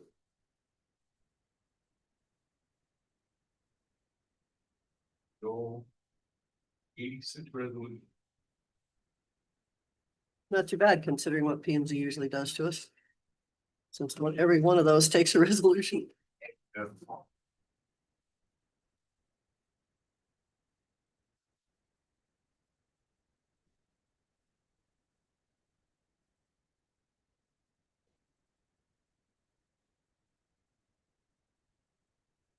Yeah, we'll be a few minutes.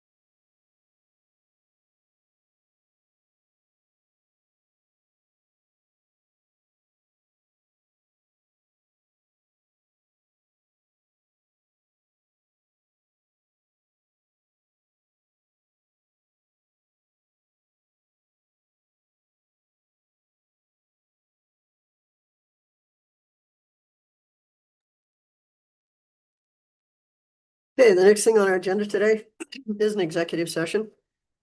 Pursuant to Wyoming statute 164405. Madam Chair, I move we go into executive session. Second.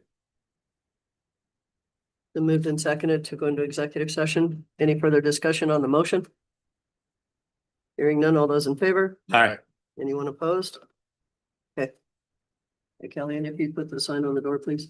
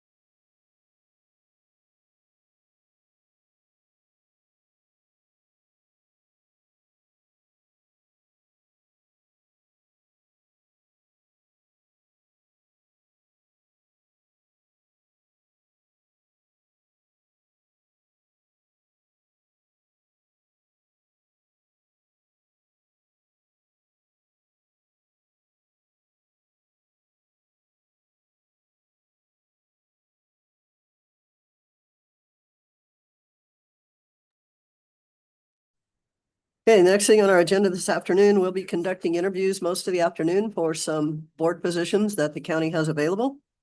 And we'll be starting with Rachel. Solo I. Solo I. The toughie. Thank you. Yes. And she is applying for the Historical Preservation Commission. So I guess we'll start with a little bit of introduction from you and why you're interested in being on that board. Wonderful. Well, again, my name is Rachel Soloway. I work at the Heart Mountain Interpretive Center. I am their interim collections coordinator. Would you like me to lean forward? Yeah, I'm sorry. Hold it to you too. There you go. Is that a little better? Yeah. Oh, good. I'm sorry. Do you want me to repeat all that? Probably just in Okay. case. Will do. I'm Rachel Soloway. I work at the Heart Mountain Interpretive Center. I am the interim collections coordinator at this time.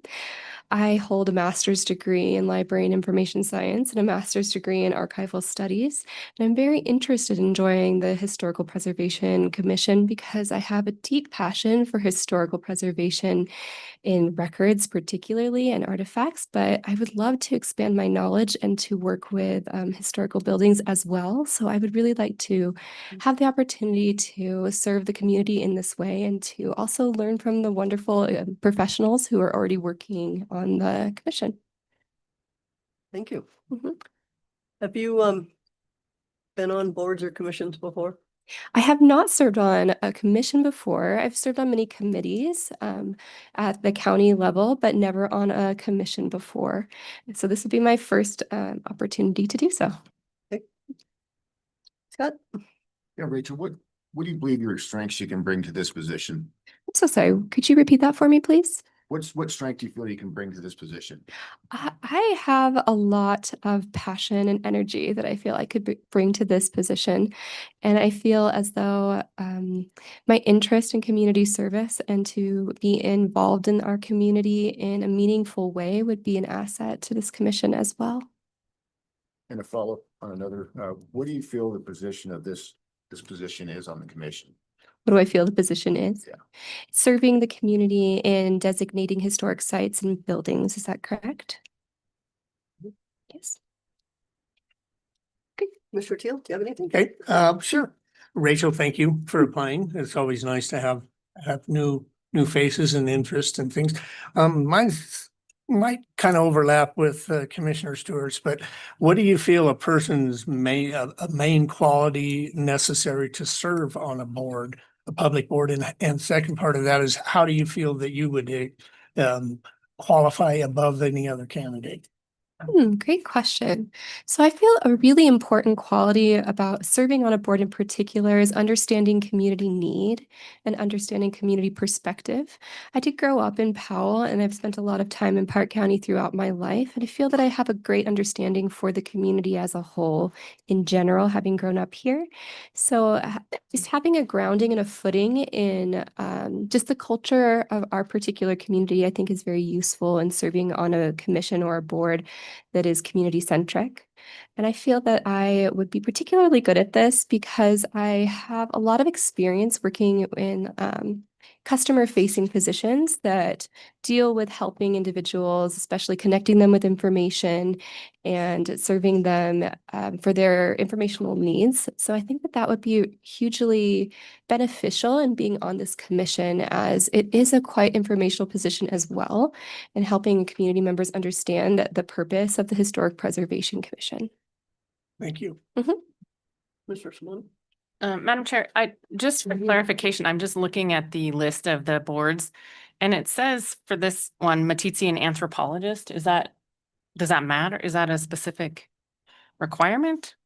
They've been listed that way in the past. And what we found, Commissioner, is that there are times that we can fit those scenarios and times that we can't. Okay, With the depending on who application. applies. Okay. Because I just didn't know if that part was right. Okay. So yes, thank you for applying. I thought your experience and background and education is great for this position. I think it's got a lot of experience that you can lend with it. So my question is, any challenges that you think the commission is facing that you're aware of that you think you could provide a solution for? Anything that you're aware of on that they're working on? I do know that a big challenge for historic preservation commissions, as a general rule, is engendering community trust and respect.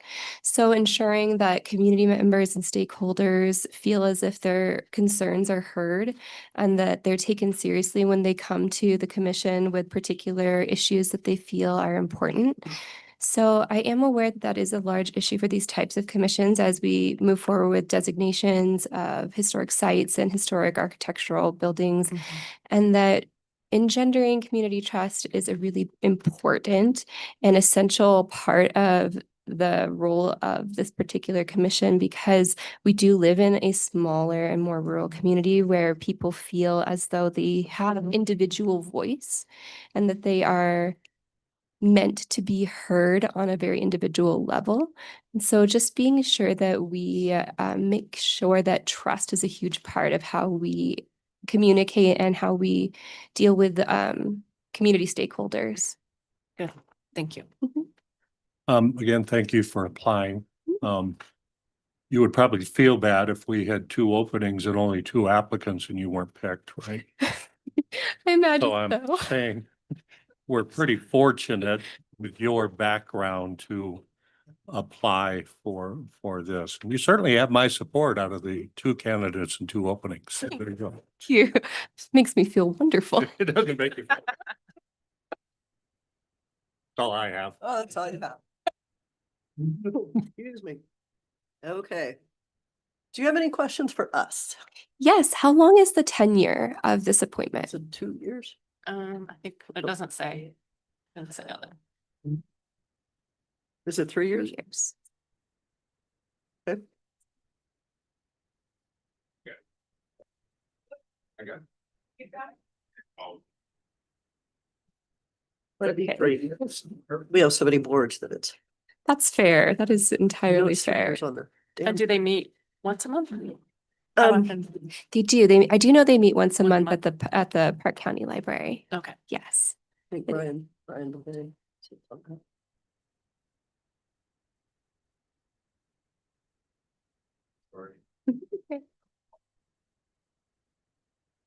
sorry. 3, okay. 3 years. He's got his notebook. Oh, wonderful. Okay.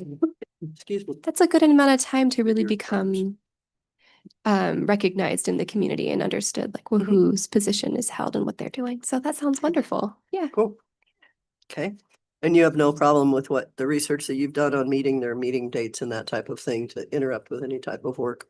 No, that actually it works very well for my schedule. So Okay. just be Good, really good. excited to join the commission if that is what Okay. is designated. Sounds like it's certainly possible.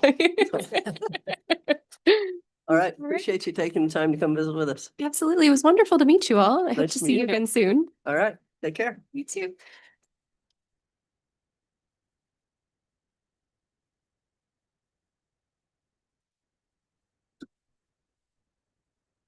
Chair, Mhm. I am confused. Did you bring this, what you brought up about the anthropologist? Yeah, I just didn't know if It's that. under Matisse, Mhm, and she's listed under Matisse, but she lives in. mhm. So how does, I mean, are we? We don't, We we don't- haven't been able to play with that for quite a while. We should probably change that requirement. Large.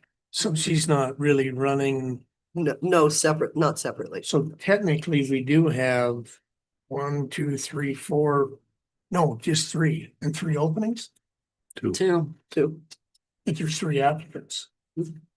Well, Karina Black, because Laura Driver is a. There's no Well, you incumbent, got to get incumbent. right? We're So, not interviewing the incumbent. right. Hey, Karina. Hi, Hi. Karina Black. Nice to meet you guys. Sorry for this middle of this discussion. So appreciate you coming in today.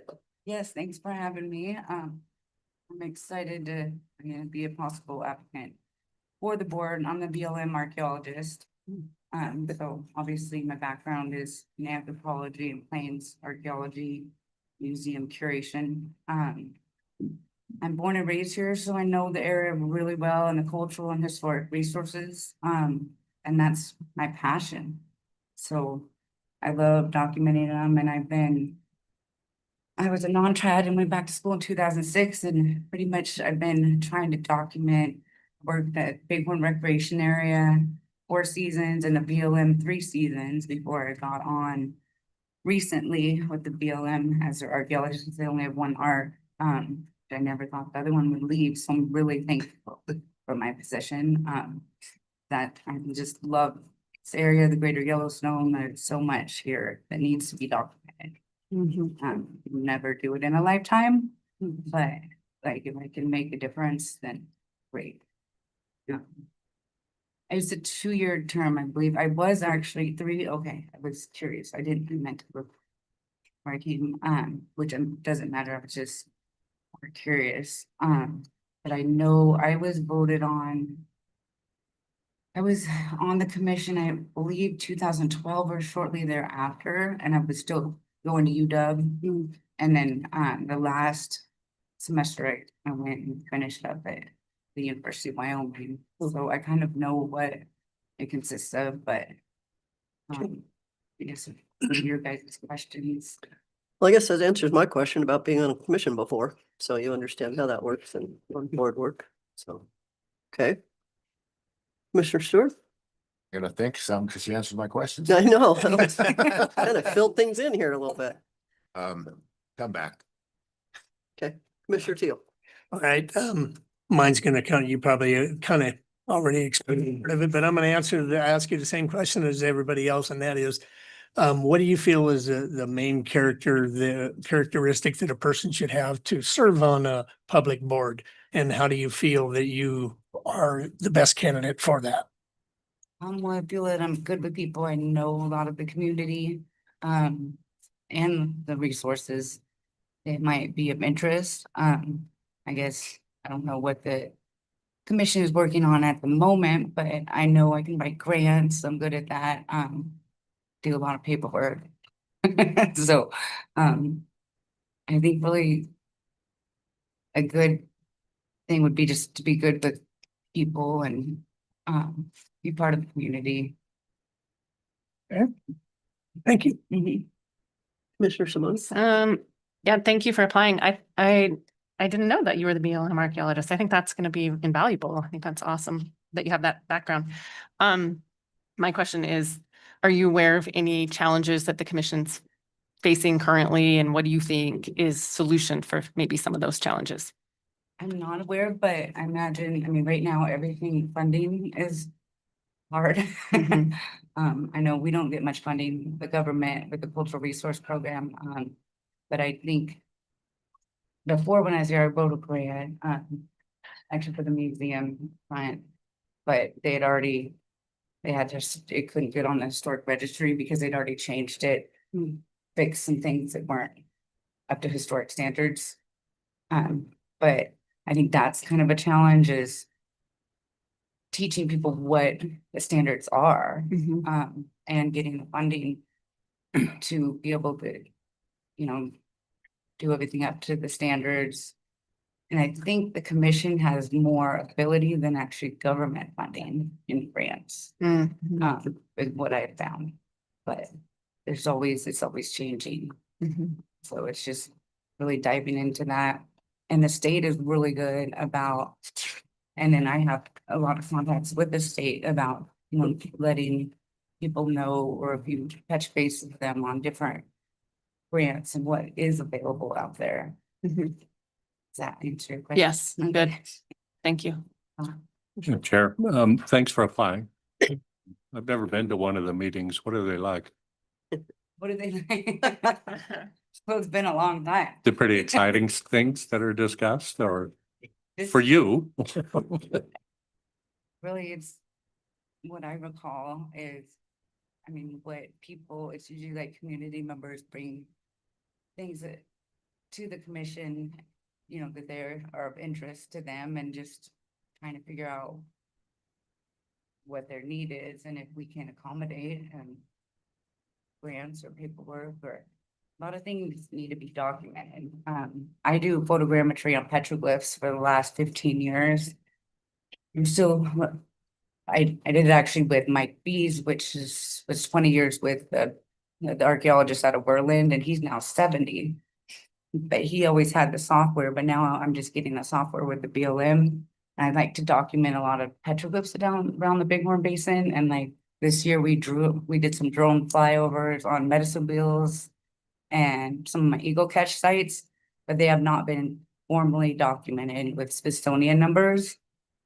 So I would hope that I can get involvement with the community and people that I trust to show those sites that would be of interest. And so that's kind of like coordinating, I guess, with the meetings, like who would be of interest to do that, volunteer, or how that would go in order to get some of these sites documented, if, you know, before they're destroyed, weathering and, you know. Yeah, I know that the city of Cody's looking at like some homes in town, whether they're historical or not.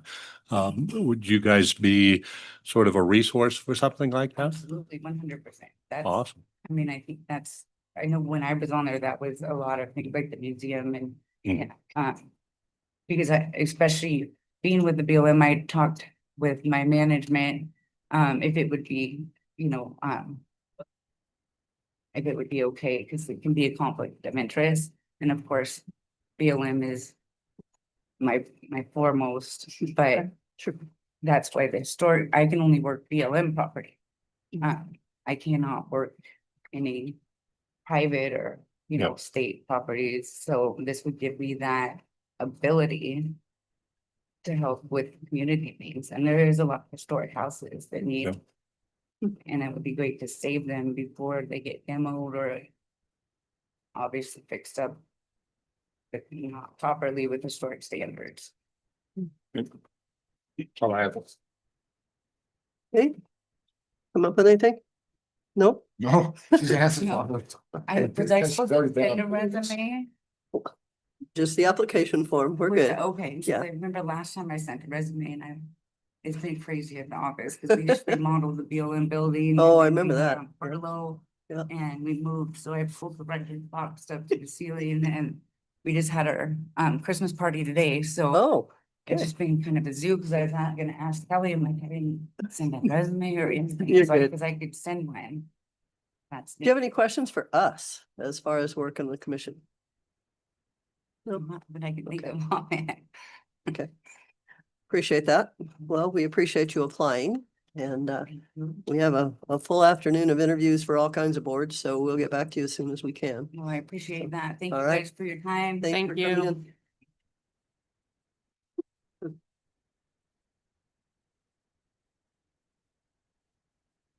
You have more energy than me. They're go-getters. Scott, they're a little younger. Everybody. Morning. Good afternoon. This Hotsy? Yes. Oh. So Cliff or Clifford? Cliff, I just go by Cliff. Cliff, okay. I'm applying for the Yellowstone Regional Airport Board. Yes, ma'am. Okay, you want to tell us a little bit about yourself? Sure. So I've lived in Cody since 1994. Okay. I'm a retired Navy officer. Spent my whole entire life around airplanes. Been flying since 1976. Retired from SkyWest in 2018. After I left FedEx here, I was 22 years at FedEx at the airport. And then got on with SkyWest, and we had some health issues with family members, and that was more important than flying, so I came back. I'm the incoming president of the EA chapter there at the airport, coming in January. So I've been around the airport for a long time, and I've been around dozens and dozens and dozens of airports and bases. Been around this industry for a very long time. I think we can do it differently. Okay. I think there's times that we need a pilot on the board. Somebody who is a commercial pilot who's been and seen some of the things that are going in. I've been to quite a few of the airport board meetings, and I sit there and I talk.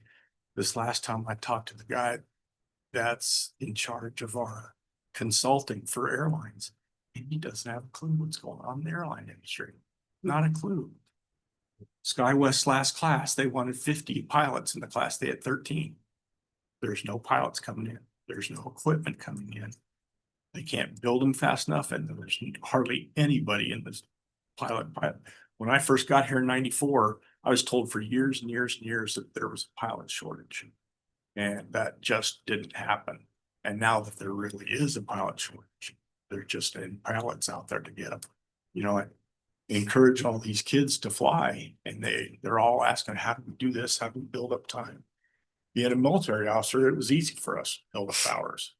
But these kids that are flying as civilians, it's very difficult. But I think we need to have a real reality check sometimes on the board that some of these things that we wish we had coming, that isn't coming, that we have to be prepared for the day that either they pull the plug or we come up with, do you remember, I mean, I think you remember, Scott, when Continental had a 747 or 737 coming here for 2 years. But I remember how much money that cost the city to reimburse for all those chairs. And that was,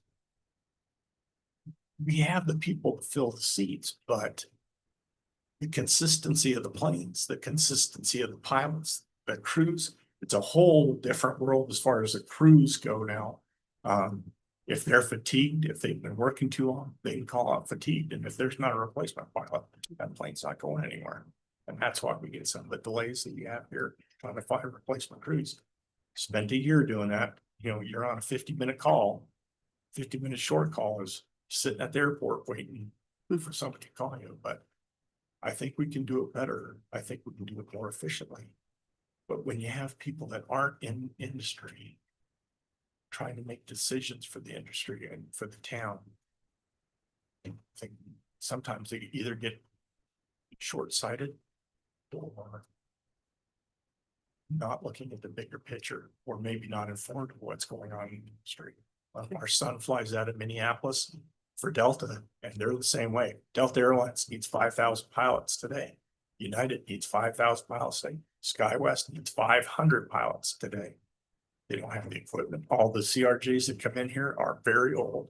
They're worn out. Some of them are old Trans-States planes. They were worn out back then. So I think we have to have a better, more realistic picture of what the airline industry is looking.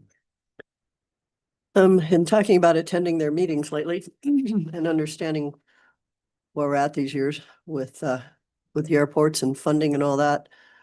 What are your thoughts on funding? Because one of the biggest situations that we have, and the county was in with budgeting and the city's in with budgeting and airline prices, that type of thing. What thoughts would you have on funding?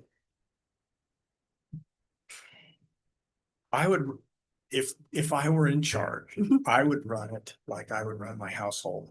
I'm not buying frivolous things. I'm not putting the cart before the horse. There's lots of equipment that we bought for aircraft that aren't coming.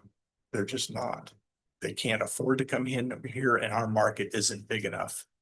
And unless every seat is filled on a plane, it doesn't warrant bringing a bigger plane in here. It just doesn't. And that's how airlines make money. If that seat isn't full, they're losing money. And when you buy and spend hundreds and hundreds of thousands of dollars on equipment that don't just sit there and aren't needed yet, I think it's wasteful.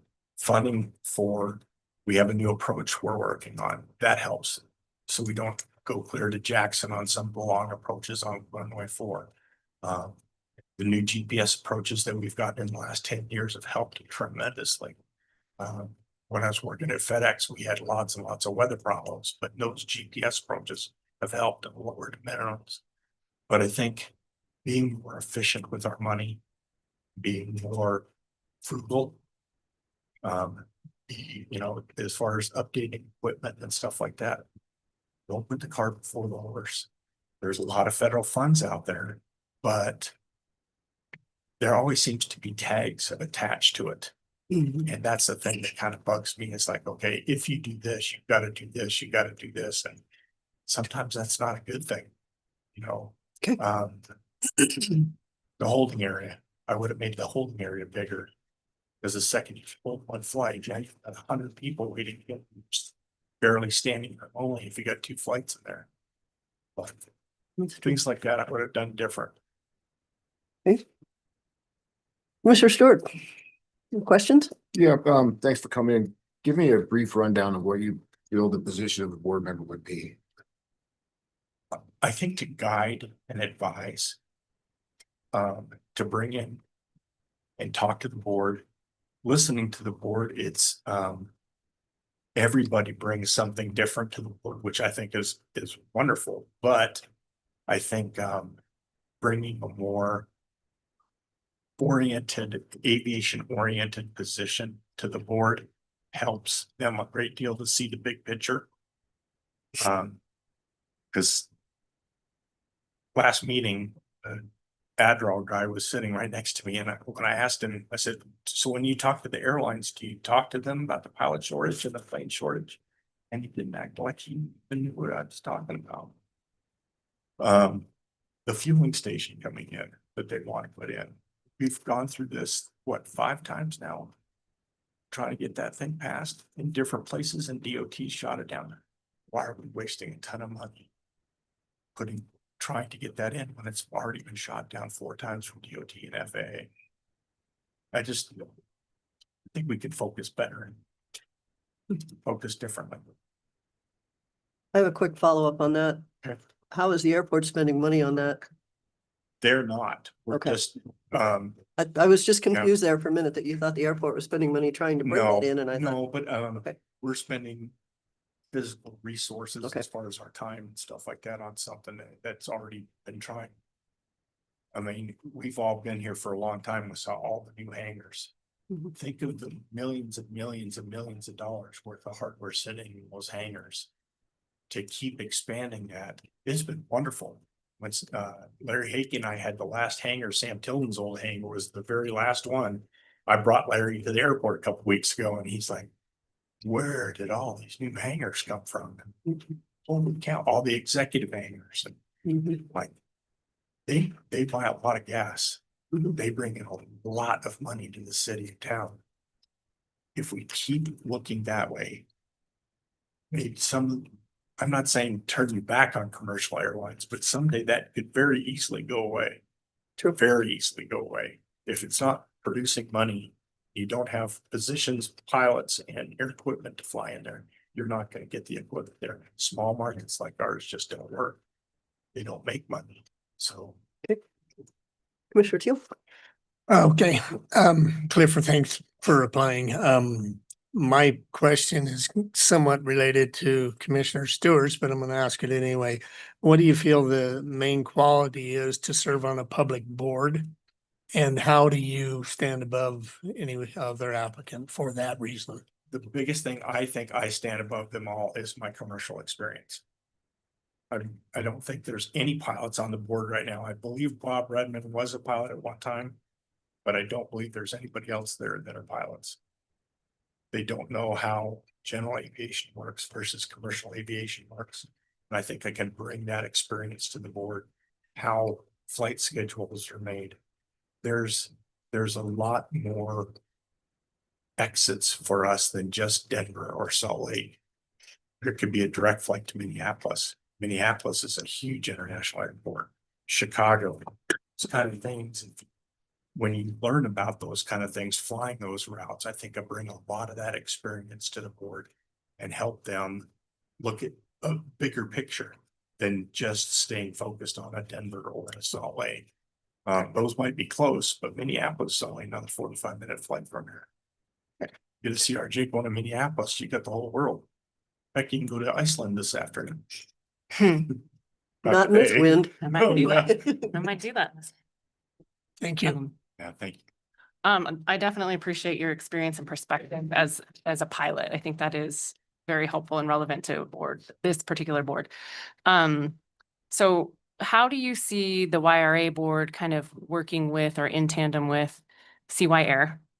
And I know they've looked at some of the things that you're talking about. You know, they've looked at data as far as where people want to fly and the MRGs to bring that here.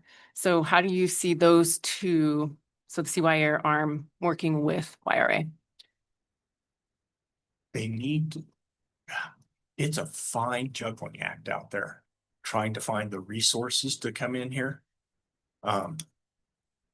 Most of those people, the CYRA is trying to get those seats filled and be more proactive as far as getting people in here. to fly out of here and not drive to Billings or down to Denver.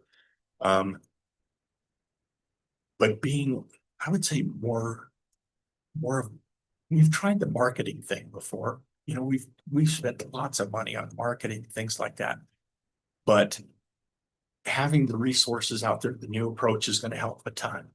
Just shorter routes and things like that. But I think being able to work with those other people, and maybe helping the board work with them, knowing what resources are they going to bring to the board. We hire a consultant. Okay, what information are they just blowing smoke, trying to tell us something that we want to hear?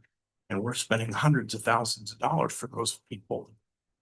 When I have lots of friends in the industry, that's how I got some of the numbers I had. But when you have those people that are consulting for us and they tell us what we want here instead of what's really, really out there, that just, we need to look at a better reality picture of what commercial aviation is. I mean, we'd all love to have, you know, the Jacksons. When I interviewed at the city, that's all I kept saying is, what, how come Jackson has this? How come Jackson has that? They got a $14 million fund to fill those seats. You know, I don't want my tax dollars paying for empty seats. And 2 of the Continental planes came in here with 6 people on them. That cost the city a ton of money. We can do better, market it better. But I think right here, the experience that all of us had in Cody, we can do just as well a job and not spend all that kind of money on marketing. We can, you know, go out there and make the ads and be more proactive about the general aviation also. I mean, you got J Bar 9 flying 4 Gulfstream 4s in here. That's $200 million worth of jets, people. You know, and the Princes, I mean, I just helped the Princes this morning. So there's a lot of different aspects to aviation. Instead of just looking at commercial aviation, there's a lot of broad spectrum out there that we can help bring different types in. One of the things I owned a pilot shop in Prescott, Arizona. And some of the traffic that I got up to Little Prescott had Embry-Riddle University there, but I had all of Fort Huachuca come to Prescott to get headsets.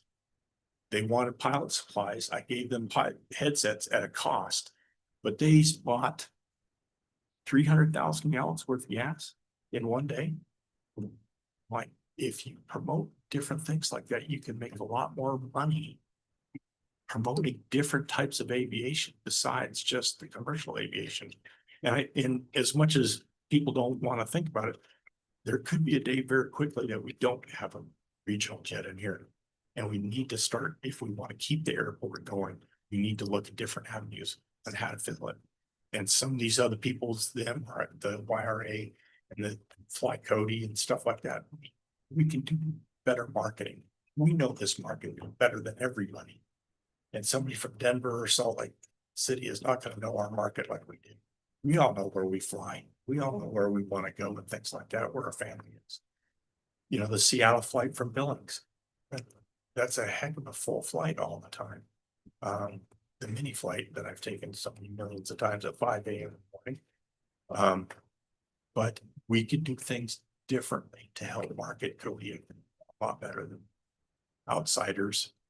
I mean, Scott, we've been through this for 30 years. You know, it's like we can do better by ourselves and not spend a lot of excess money on some of this marketing things. We know, we've all gone through this for a long, long time. We know what we need or what we wish we want. Go after instead of just calling SkyWest, go after Delta Airlines. Saying, you know what? You know, years and years and years, the family member that I had sick, that was a 747 pilot. We brought him back to Cody when he was passing away. And as we turned off the TT highway, he said, "I'm glad the airport's still here." I said, "Why, Dad?" He says, "My very first commercial flight was Denver to Cody for Frontier Airlines, 1954. Cool. And there's pictures of his plane sitting on the ramp. And he was hopscotched. He went from here to Riverton to Rock Springs to Casper. So there's lots of different avenues that we can take besides just trying to hit the big dogs. We kind of have to keep moving. I remember taking that, a large Boeing plane out of YRA because it couldn't land at YRA because of the weather. So they had to take us to Bags on Denver. that plane, it's like. Yeah, but you sound like a realist. You think you can convince others on the board or present something to them that may have them change? I don't think it's a matter of changing their minds, but opening their eyes to the whole community. There's a lot of different avenues out there.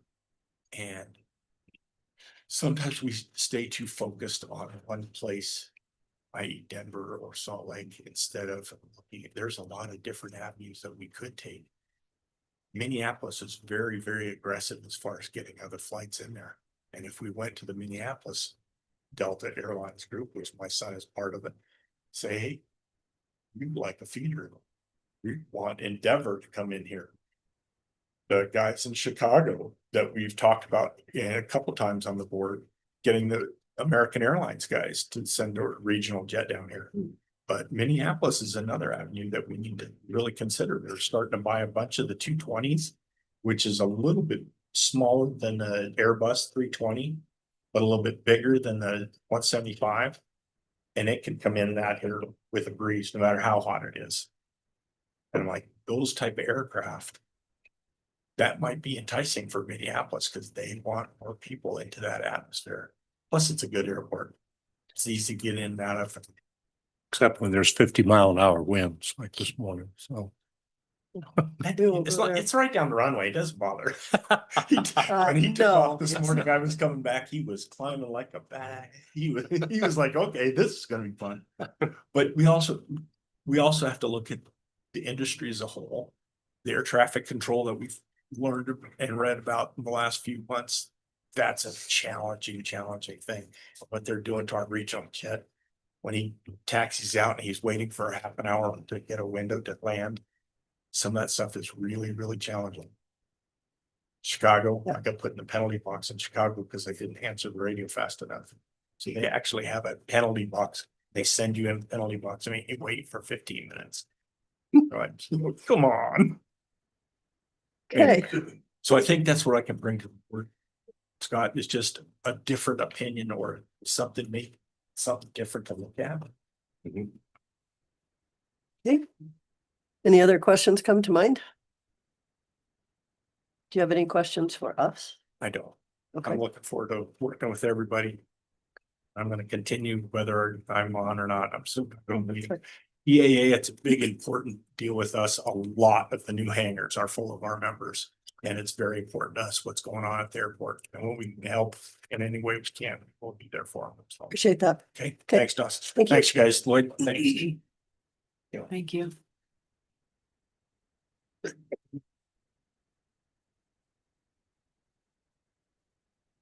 Maybe. Well, yeah, well, maybe after the next one. Oh, okay. I got that.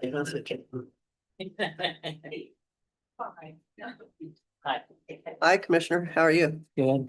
Good. How's it going? Long afternoon. Yes. So you're looking at the airport board again. Mm-hmm. Are you crazy or just need something to do? I don't know. It just, the first time I stepped away, it was not too long after Donnie passed away, and I was kind of like, my bucket was getting pretty full. There was a couple people I was butting heads with on the board. I need the mic because of sorry. Because of me. Yeah. And so I just didn't re-up, so. Okay. I know you've been on boards before. There's no question about that. So you would understand as well as anyone, some of the funding issues with Yellowstone Regional. Yeah. Somewhat on the county's back, somewhat on the city's back. Don't know that there's any good solutions. Do you have any updated thoughts on? I suspect, I don't know for sure, but I mean, we can only charge the airline so much money, and I would suspect we're already at the ceiling on that for revenue. I know we got all the CARES money. We built some extra hangars and we're getting revenue for that, but I haven't looked at the budget. Um, probably the next place to look is raising rent for the tenants, which they lose their mind when you talk about it, but that's a distinct possibility for increasing revenue. Okay, Commissioner Stewart, thoughts? Well, I don't know you well enough, but I'm gonna say, what strength do you bring to the position on the commission? Just experience been on it. Experience serving on boards and experience serving on the airport board specifically. And what do you think your weakness would be? The same thing.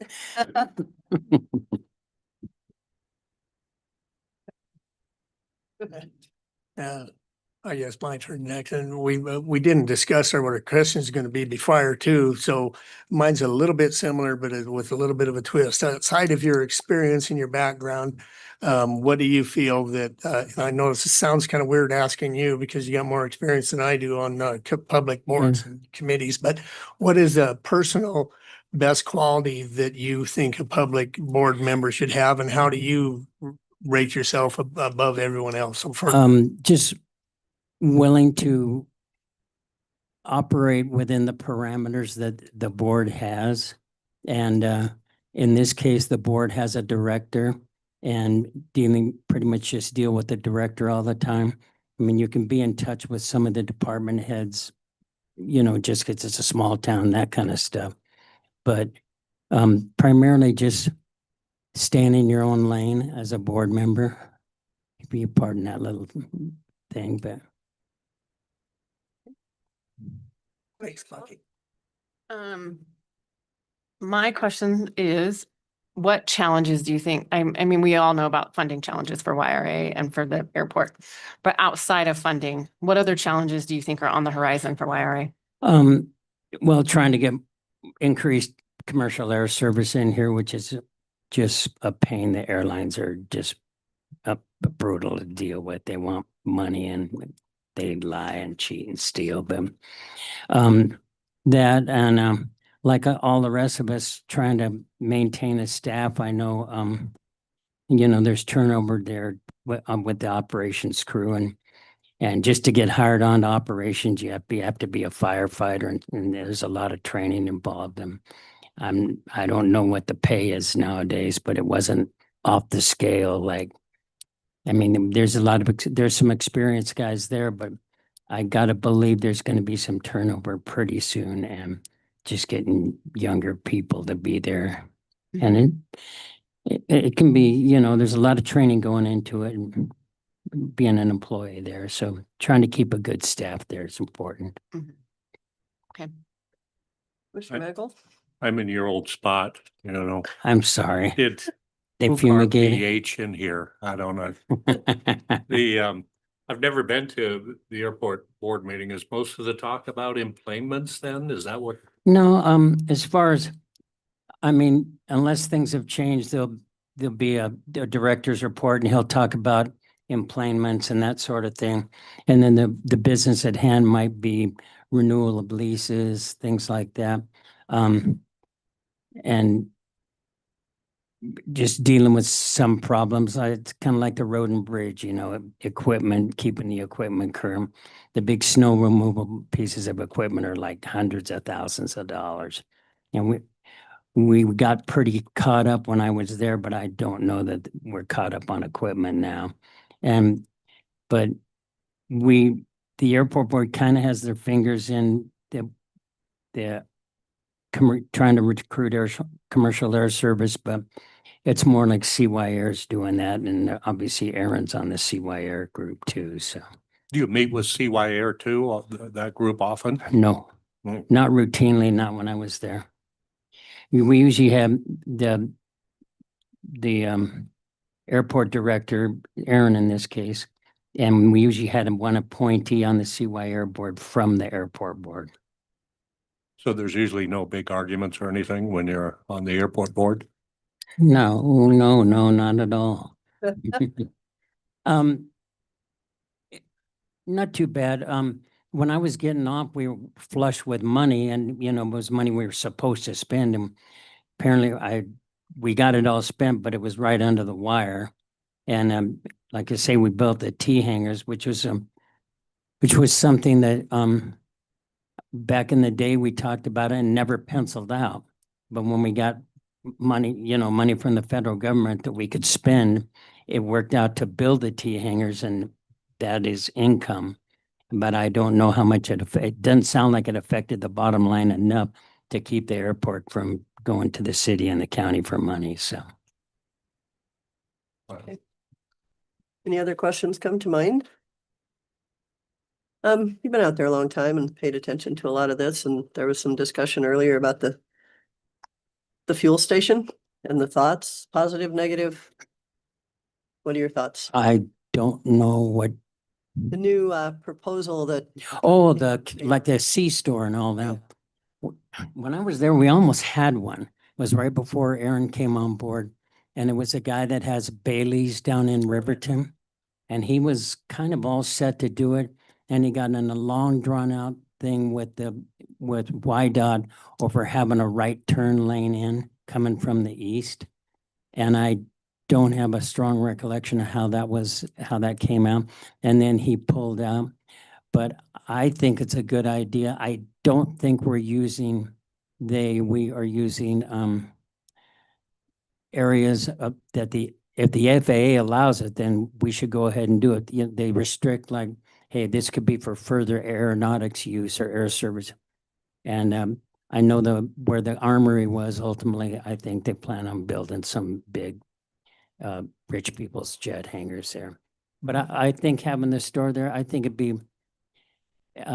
would help. It might actually enhance the entrance to the airport. I don't know if it's in front of the FBO or the airport. I haven't read it closely enough to know.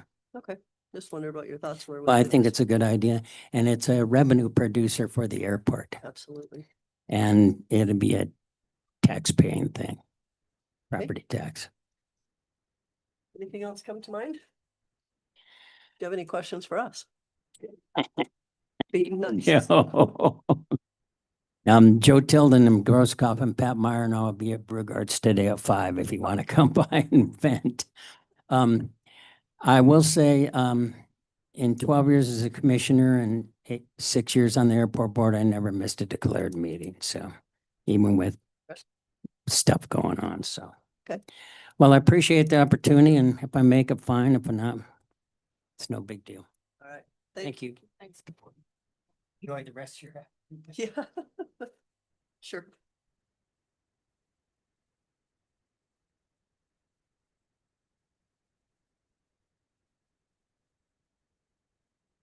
Hi there. Jason? Hey, thanks for applying, Jason. Thank you. Yellowstone Regional Airport Board. So the first thing we'd like to do is have you tell us a little bit about yourself, and if you would be sure and use the mic so that we can hear. Okay, Great. can you hear me? Yes, All right. thank you. Well, I'm 52, so I'm kind of going over the hill, but Oh, no. no. We moved our business up here, actually set it up over in Powell. And so we live out on Jackie B Drive. I produce nutraceuticals for cattle, primarily dairy industry. Everything that we manufacture, I own, I developed. So that's kind of our business model. We sell internationally through a lot of mostly private label use customers. We have some pretty big customers here in the United States. Personally, my wife is a school teacher by trade. She has a master's in elementary education, bachelor's in IT. I have 3 children. One is 20, United States Air Force. She's a pilot. I have a girl that's 18. She's an EMT certified in Utah and Montana. She's working for AMR, and she's going to go to the Army. And we have a young son that's 14 that goes to Powell Middle School. Dirt bikes, guns, and now electric guitar. So he is a member of the Civil Air Patrol. So that's a little bit about us personally, but primarily everything that we manufacture as far as business has to do with the dairy industry. Okay, thank you. Have you served on commissions or boards before? Been on boards, served on the Utah County Farm Bureau Board for quite a few years. Okay, thank you. And yeah, thanks for applying. What strength do you feel you bring to this position? Business oriented. I actually you know, I seen your advertisement in the paper several times and it was kind of like, oh, what? After about third time I looked at it, I was like, well, it interested me. I looked up your project. It looks like you're probably working on now with this gas stop station, whatever out there. Interested me. I do a lot of analysis, do a lot of due diligence work. Outside of our own company, we do a lot of testing and stuff. So I'm always analyzing things. And so back to the business aspect of basically running a business, you know, seeing where things can tighten up, you know, making sure that you're in compliance. I have to deal with a lot of compliance issues for selling overseas. We just actually got cleared to sell into South Korea in February. And so I'm very familiar with all those things. Typically, you're going to have to work with an airport board. Jason, thank you for applying. I'm very impressive resume, if you will, call it, and work experience. My question is similar to Commissioner Stewart's, other than on a personal side, what do you feel is the most important quality to serve on a public board? And how does that make, how are you ranked? How do you rank yourself up to be that person? So on a public board, you have to be neutral. So in other words, when somebody comes in and they want to razz you a little bit when you're sitting on your side, you have to remain neutral. You have to. Hard to do. Trying to tell you, no. But Two things. no, you have to be you have to look at the big picture because everybody has an opinion and they have a different point of view. And so we may have one point of view, like me sitting on this side, you may have another point of view, and that doesn't mean either one of us is wrong. And so I think you have to be open to what the public has to say. Majority always rules. I've been overruled on stuff on the committee before in board meetings that I didn't believe was fair, but at the end of the day, when the votes were there, I was outvoted. That's the rules. And so I think you just need to listen to people and they'll have respect for you. Well, thank you. Commissioner Simone? Yep, I'll just echo what they said. Thank you for applying. I think your background is very interesting. When I was reading through your stuff, I was like, oh, this is a really interesting perspective to bring to a board, and maybe some invaluable skills to bring to a board too.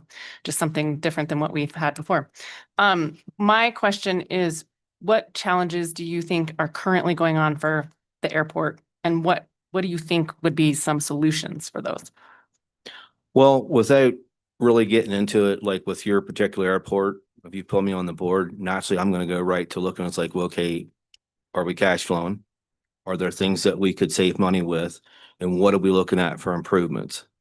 Does your airport need more air stops coming in there? Right. So there's a stop fee, I'm sure, that's paid by the airline to come in there. You know, do we need more than 2 commercial flights a day? Is there, you know, warranted for more than that? Things to generate income for the airport and the city as a whole. You know, what's going to benefit the community? Back to what he asked me, listen to the community. What do they want? Right? Doesn't mean we have to give it all the time, but what are they looking for? And so I think improvements on money, programs. I've been out there at the airport a couple of times. My sons flew into it, you know, a little bit, and we've been through the airport and stuff. It's like, so I always look at it as, well, what else can you add? In other words, you have the airport there. Things that you add to it, just like in my business, would be value added, right? So you have an airport there, then you have a flight school over there. Well, what else could you add to that to make a value added to the community there, would generate money, but also educate people? Okay. Good, thank you. Thanks for applying. Your 14-year-old isn't 6 foot and can rebound a basketball, is he? He is, let's see, my oldest son is about 6'2" and he's got him. Oh. My oldest son is built kind of like me. He's 6'2", 225, and would probably pound me right in the ground today. The girl wouldn't try her. She's been trained by a lot of military people, but he's a tall beanpole. He just keeps growing. We like So, anyways, as far as, of course, being a newcomer on the board, do you think you'd course, you got some people already incumbents. They're gonna be trying to dominate the conversation. You have no Right. qualm about jumping right in and getting going right away. You would be quick to catch up then, right? Oh, easily. I don't have a problem making decisions. I'm thorough with my decisions. I don't necessarily go with the flow all the time. In other words, if we have different perspectives on a board, I can guarantee you guys have different perspectives at a time. Doesn't mean either one of us is wrong, like I said, but yeah, there wouldn't be a problem figuring out what's going on real quick. Right. I assimilate pretty easy. Awesome. Any other questions come to mind? Do you have any questions for us? Nobody has asked me, like when I come here, there were two questions that everybody asked me. Are you from California? And what party did you vote for? You guys didn't ask it. How about Seattle? It's all right. How about Seattle? Say that? How about Seattle? No. No. I have good conservative values. I like it here. I hope the culture never changes here. I've looked for peace for a long time, and we picked 3 places in the United States to expand our business. This was one of them, and it come down to quality of life. I'm originally from Pennsylvania. There's a lot of qualities here and people that I see when I growed up with, and I love that. I'm 52. I've been coming here to fish in Sunlight Basin since I've been 15, almost every year.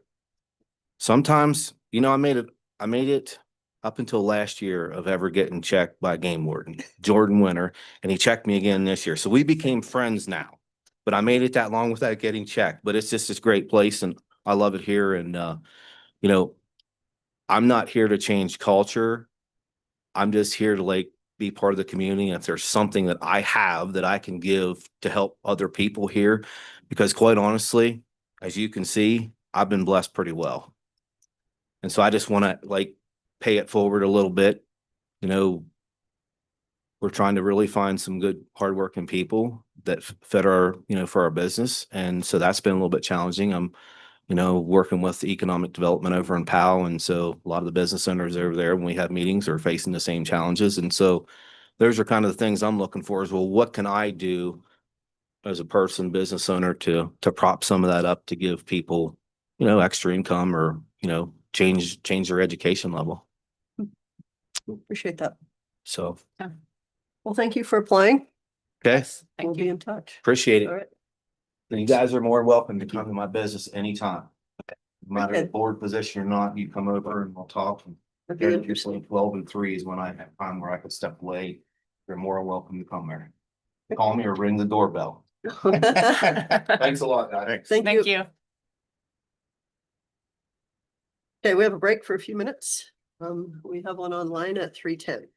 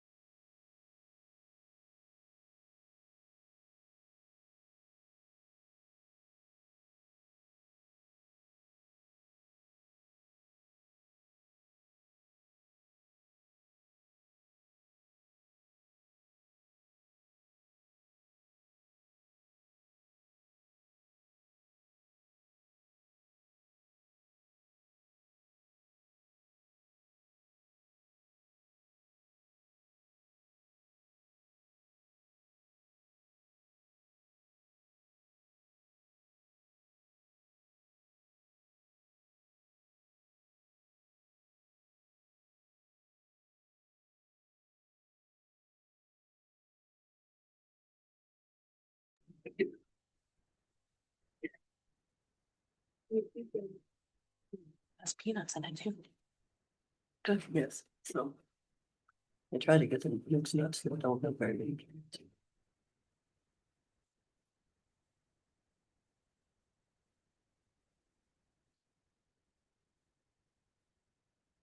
Earl, can you hear us? Yeah, I can hear you now. I can hear you now too.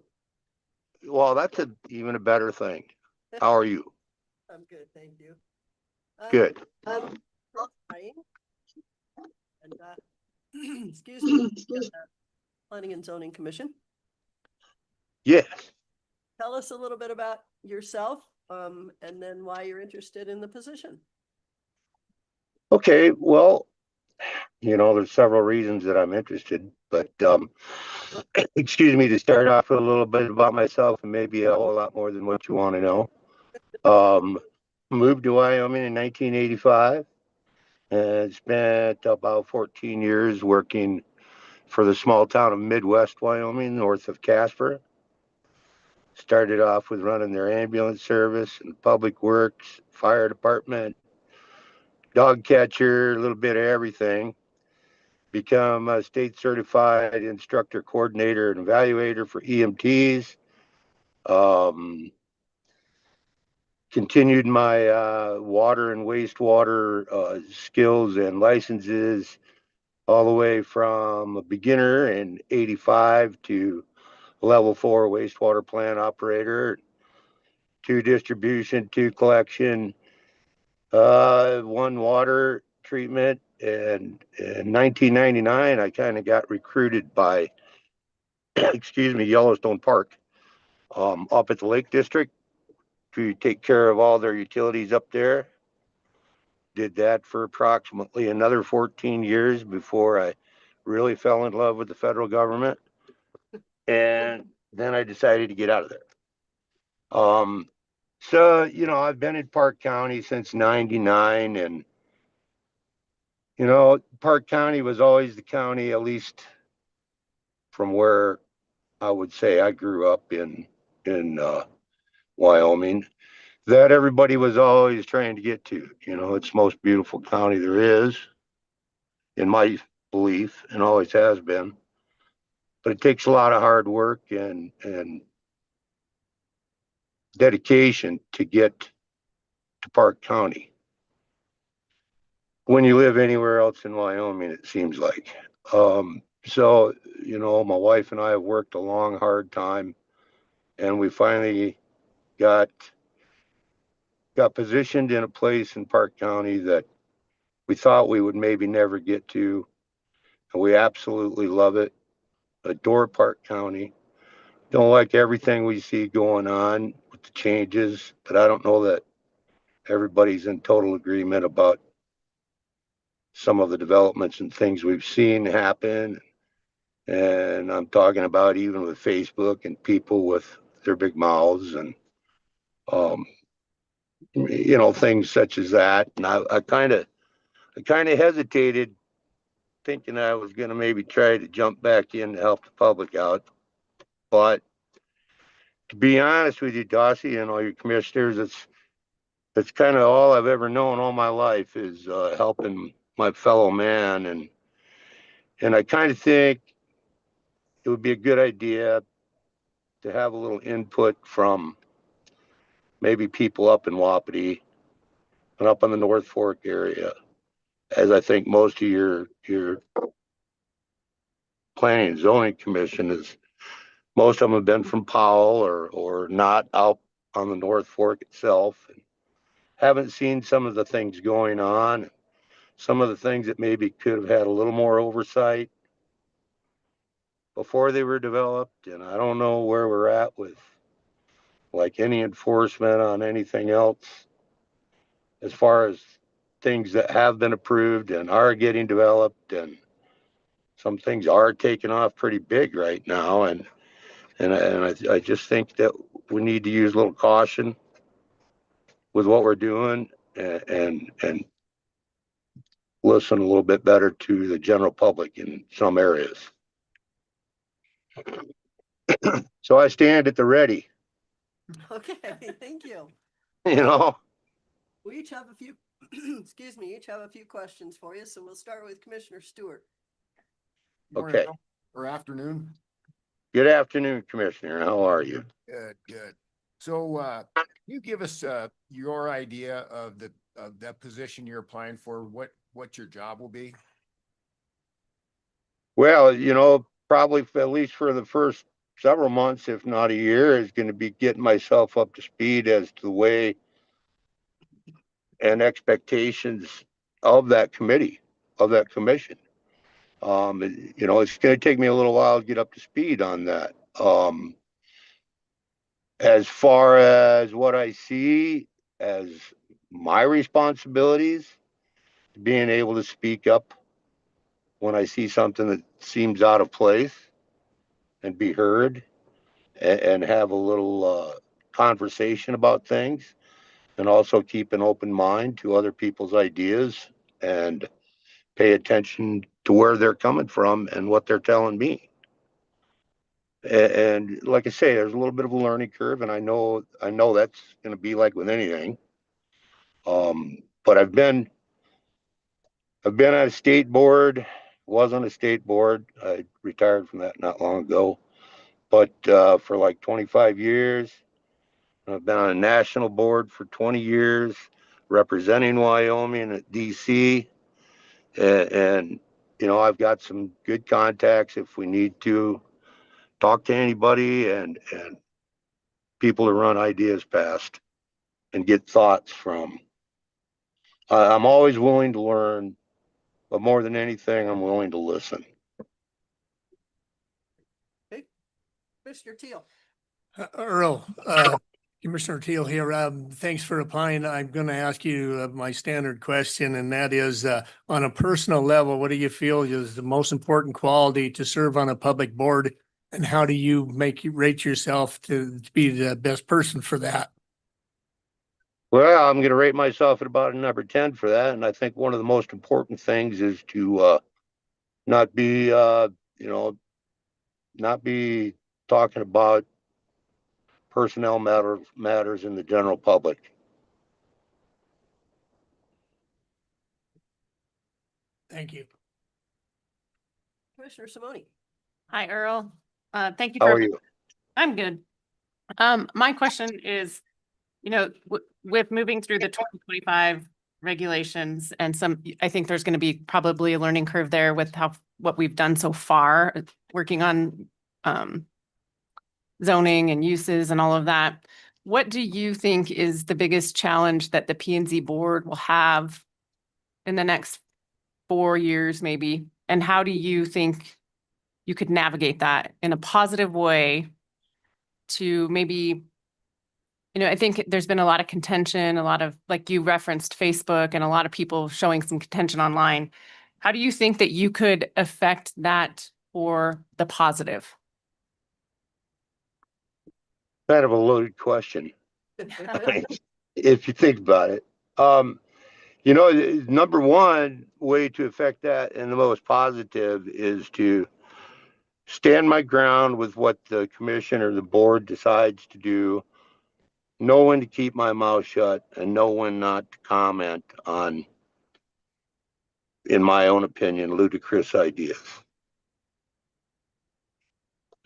Because I believe, you know, if you're going to be on a commission like that, that when you say something, it can be blown out of context, and the whole commission and the whole county can look bad.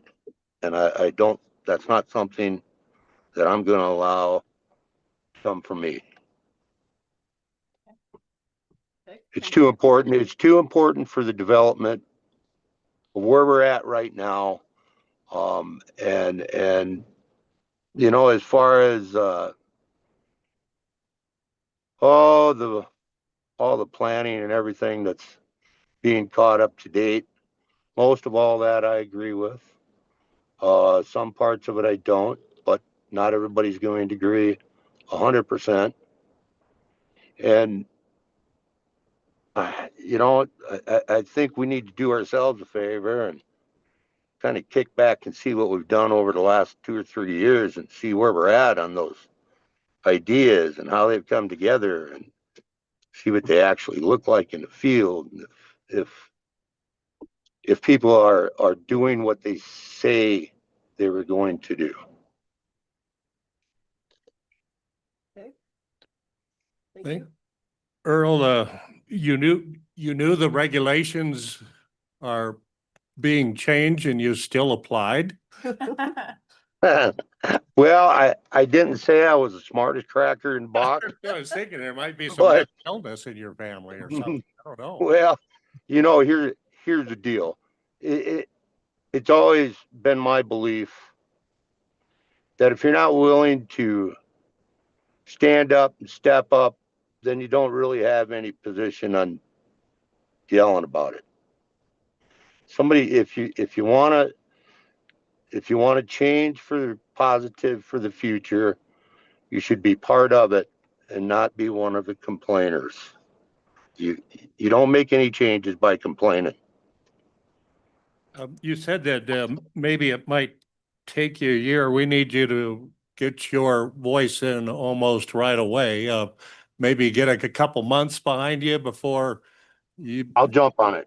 Okay, there you go. That's what I was worried about. So we Yep, need it. no, I can need still voice. climb a horse, so. Okay. Thanks for applying. Well, thank you. I appreciate you all taking the time to review it. Earl, do any of the commissioners have any other questions that have come to mind? Okay, with that, do you have any questions for us, Earl? I guess, when do you want me to start? Well, that's a good one. It's such a highly paid position, so. No, I can't think of any at the present time, not to say that there's not or wouldn't be questions in the future, but if there are, I can see that those are brought for you the way they're supposed to be. Okay. My only other question then has to do with time. And Sure. only there's one P and Z meeting a month. It's an afternoon. But Yes. through these regulations, there's been several times when the Planning and Zoning Commission have gotten together for an extra day or two a month. And I Sure. see that happening through the next year and an evening or two of, or 3 or 5 of public meetings at times. Is that all okay? I believe if we've got that stuff scheduled ahead of time, that it's not going to be a problem. Okay. I do have to write down my schedule anymore because I'm getting old, So I tend to maybe forget little assignments if I don't write them down. Okay. Yeah, I know that world. So, anybody else? No, I think we're good. So, Okay, very good. Well, I appreciate your time and I apologize for this conflict in timing. it happened. I just had a nice big cortisone shot in my collarbone. So No. yeah, Okay. that was fun. Okay. All right. Take care. That was All right, you all take care too. God bless. Thanks. Bye, Earl. Bye now.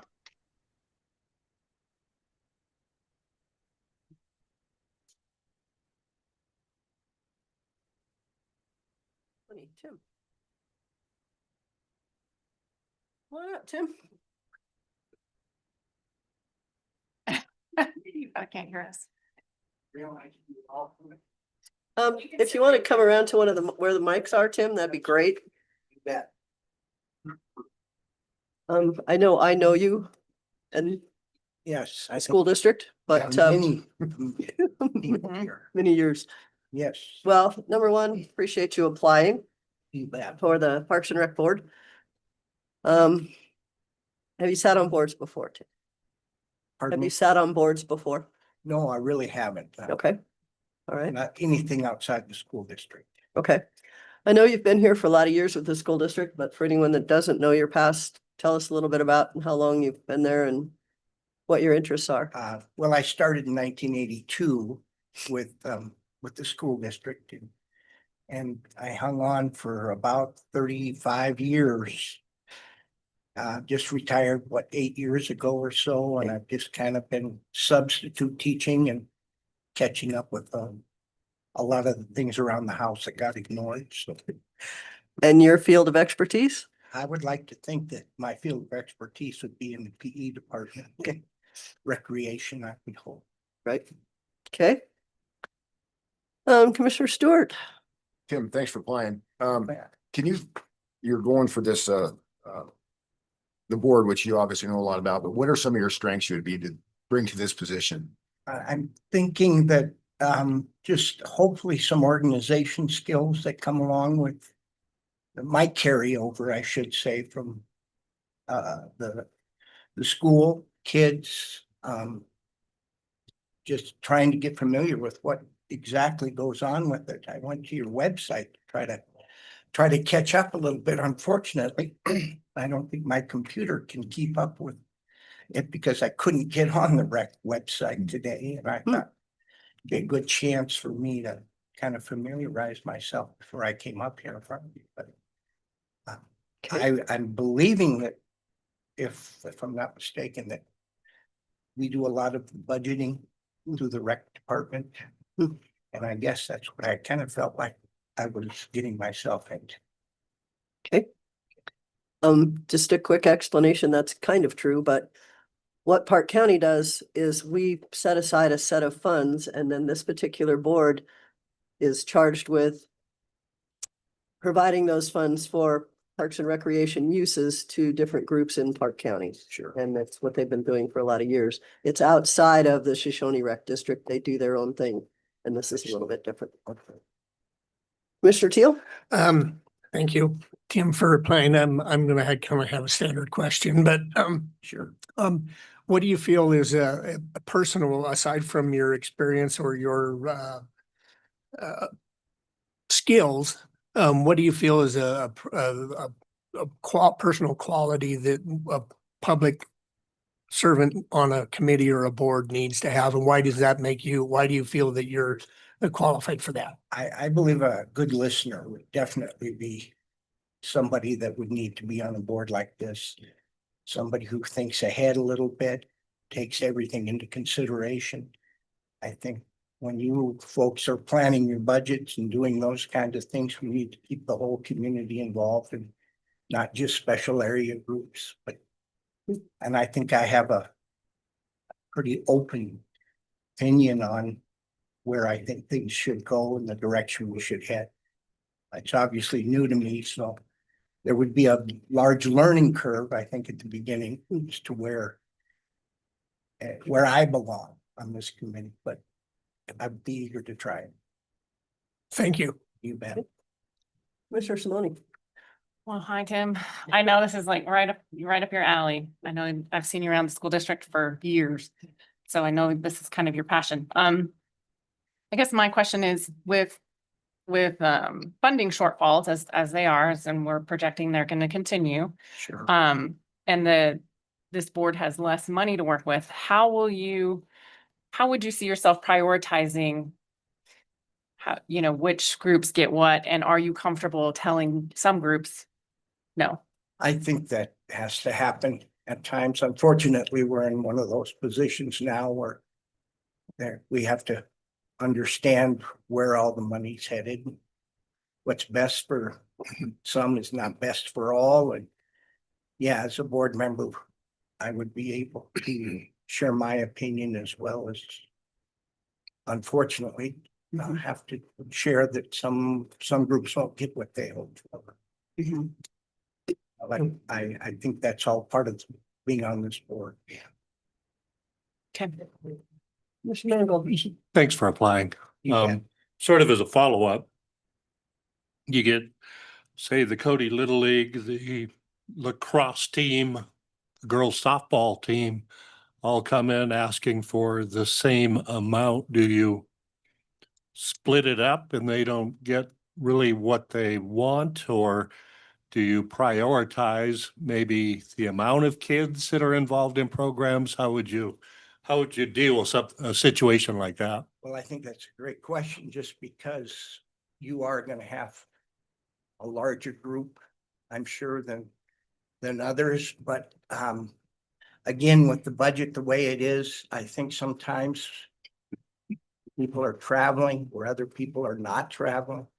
I think you need to take into consideration exactly where all the funds are going and who's getting paid. I've been a part of the Legion program where the Legion field was available whenever we wanted it. And then eventually we had to start paying to use the Legion field, and then the lights became a concern. I know those are all things that have to be considered. And in the long run, I think the Legion was probably asking for more money than anyone else at those points. And it became, where are we going to go from here once we get what we've been quoted and what we need to finish the season? Would you prioritize kids being active over, say, the seniors, help for them? As a teacher, yes, I would definitely put kids before seniors. Becoming a senior, I can see that they're not being forgotten. Pickleball courts couldn't have been a better deal for the senior community in this. They're quite a lobbying group too, the pickleball. Yes, they are. Okay. Madam Chair, just to follow up, how do you feel yourself, coming from strong baseball kind of background? So how do you find yourself struggling to be a little bit unbiased when it comes to giving out the monies, or? I would hope not. I think, again, I have become a better listener. Back when I was a coach, I don't think I probably could help myself from taking sides, but I feel at this point, I want to make sure that everybody that deserves that opportunity gets that opportunity. Okay. Even if it's a very small amount, we can do what we need to do to keep that program functioning. Okay. One of the questions that I'm going to ask is going to sound a little bit strange. Sure. But it has to do with the way the state of Wyoming deals with this particular board. They seem to think that it's a special district, which it is not, and we have fought that on numerous occasions, but whatever. They still decide that they have to have, I think it's an F9, am I right there, hands? F9 each year, which is a funding scenario breakdown of what all was spent, where it went, and you sign off on it. Sure.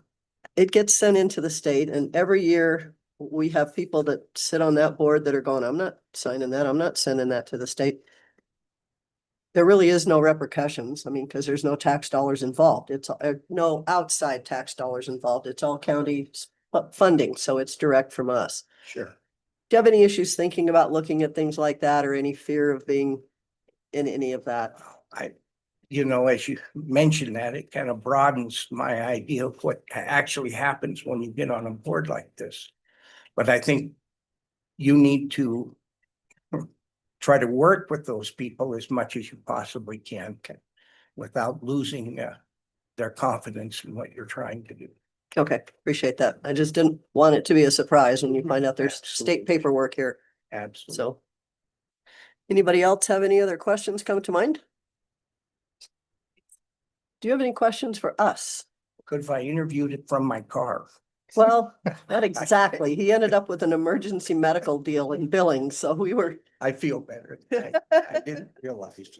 No, we wanted to see you here in person. Okay. So appreciate that. I really don't. Like I said, I'm hoping to get involved at some point somehow, and I appreciate you considering me for that job. Okay, thank you. Okay. All right. You bet. Thank you. We'll be in touch. Thank you.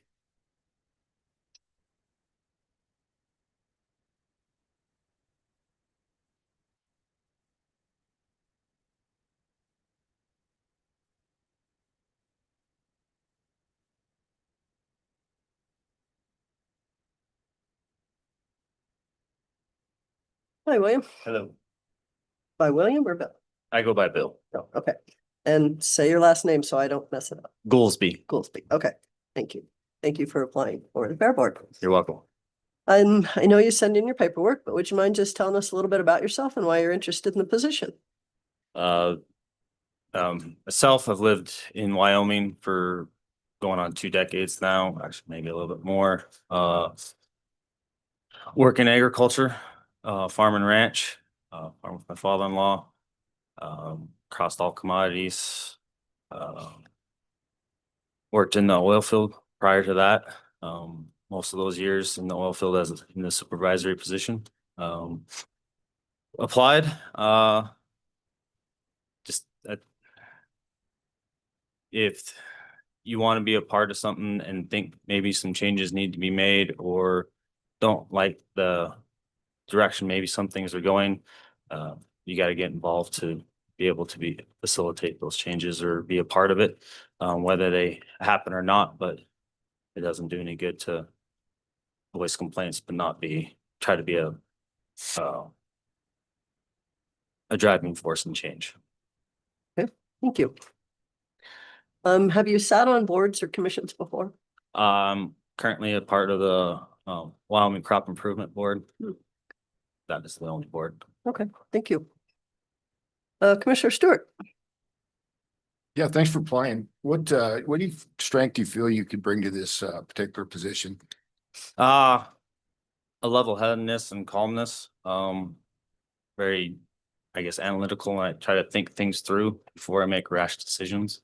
And just try to see the overall picture in the direction that things are trying to go or need to go.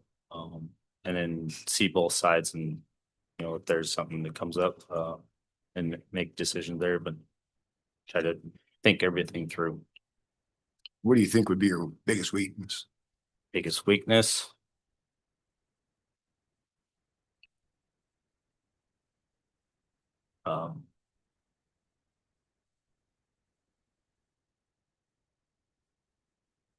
I guess sometimes dealing with what can be drama, I guess, when you get he said, she said, this, that, and trying to get into a drama. I don't like the drama, and that's those sort of things.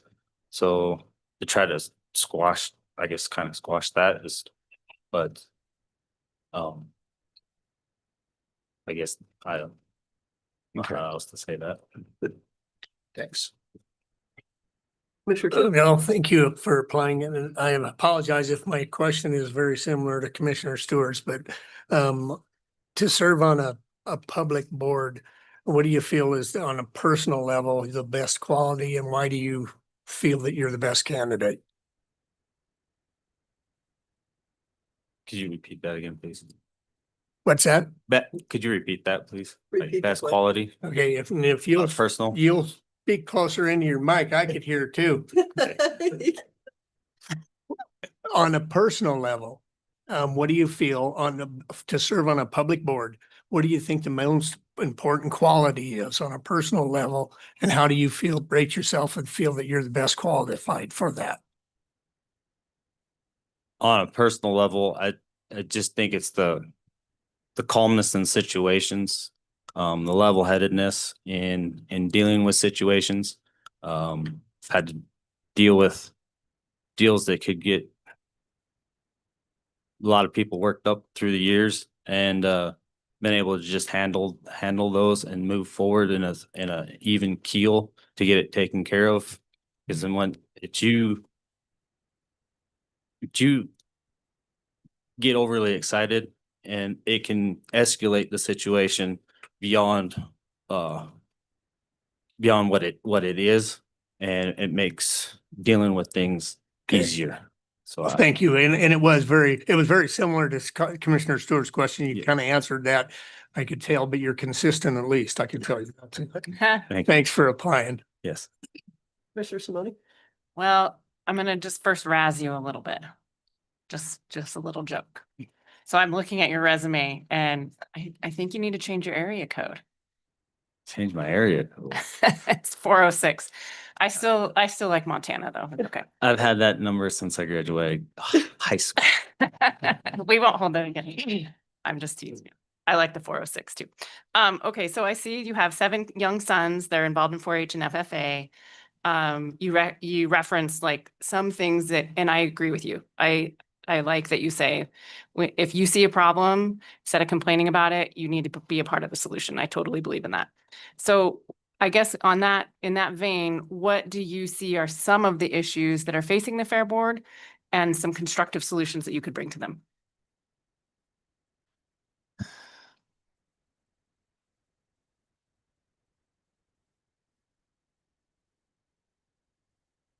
I guess mostly there was some things that happened with livestock superintendents last year that I guess I don't really agree with. And I don't like the way things were handled, going past and forward with those. And so it just, if you want to be part of the change or something, then you got to get involved. So I guess that's why. Okay. Thanks for applying. You sort of look like one of the wrestlers for about. Yeah, I would. Okay. The resemblance. The Not from Montana. not from Montana. No, not from Montana. So would you say cows are more important than horses then too? Is that what? Hey, watch it. Yeah. As far as kids in 4-H and FFA, teaching these kids, sort of important. Would your experience help out the fair board and maybe even a liaison to FFA and 4-H as well? I would have to say so. Just being in agriculture, and I've been in agriculture my entire life, I can help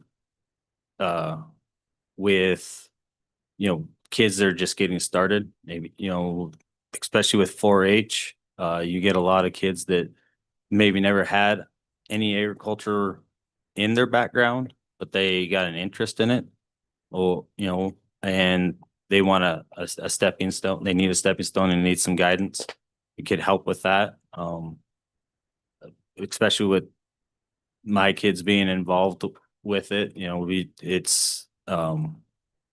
we do a lot, and I'd say it's mostly my wife. I will be honest on that, but we do a lot to help the young people in our 4-H club, and to get them to be better showmen, better with their animal husbandry. So yes, I could, in the fair and the agricultural, the showing and all that it's all for the kids to have a project and take it through fruition and see the work and dedication that it takes to get to finish that through. And just to see some of those kids that worked their butts off all summer working with their livestock to finish, in top places, it was fun to see. So if you were going to go to the grandstands, would you like a country act, a rock and roll act, or a boxing exhibition, or just whatever makes the most money? I would prefer country, but Okay, well, there's from Montana, is that one? Works. That's all I have.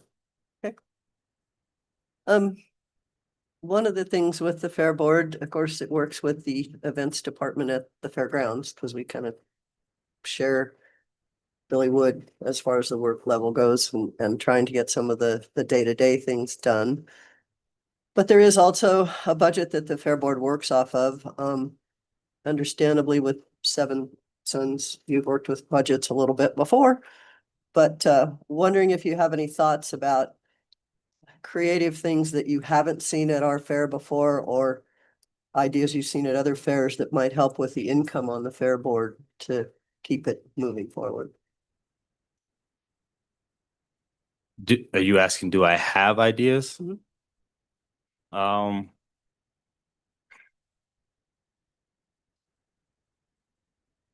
I'd be honest, at this point in time, I haven't put much thought into ideas to move forward, to move the fair forward on that aspect. But if elected, that obviously would be a responsibility and something that I would put time and effort into. Okay, appreciate that. It's an area that a lot of people don't think about with the fair board. We think about the livestock thing and Yep. the areas that we're in, but we don't think about what the fair as a whole needs to Yes. do to keep moving. So, okay. Madam Chair, I just, want to clear up and we make the same mistake, and I'm reading your letter that it is actually an advisory committee. Right. It's not a fair board. Yes. Okay, I didn't know if you were aware of that. So, and we make the mistakes of calling it the same thing, We do. but in its capacity, it is an advisory committee. There is a little bit of, we haven't finished the bylaws yet as this break was made, but the county commissioners are the actual fair board because they are responsible by statute for all of the buildings and grounds in dealing with that. And there's a little bit of a disconnect sometimes when you have volunteers that are in charge of those kind of multi-million-dollar buildings. So we decided that we would keep that level here, and that the Fair Advisory Board, we don't get involved in what classes happen and that kind of thing. That's not where we want to get involved, but Yes. that's kind of what we look for. So. Okay, do you have any questions for us? Not at this time, no. Okay, there might be a few in the future, but. Yes. All right, well, we appreciate you applying. So. Problem. Thank you. Thank you.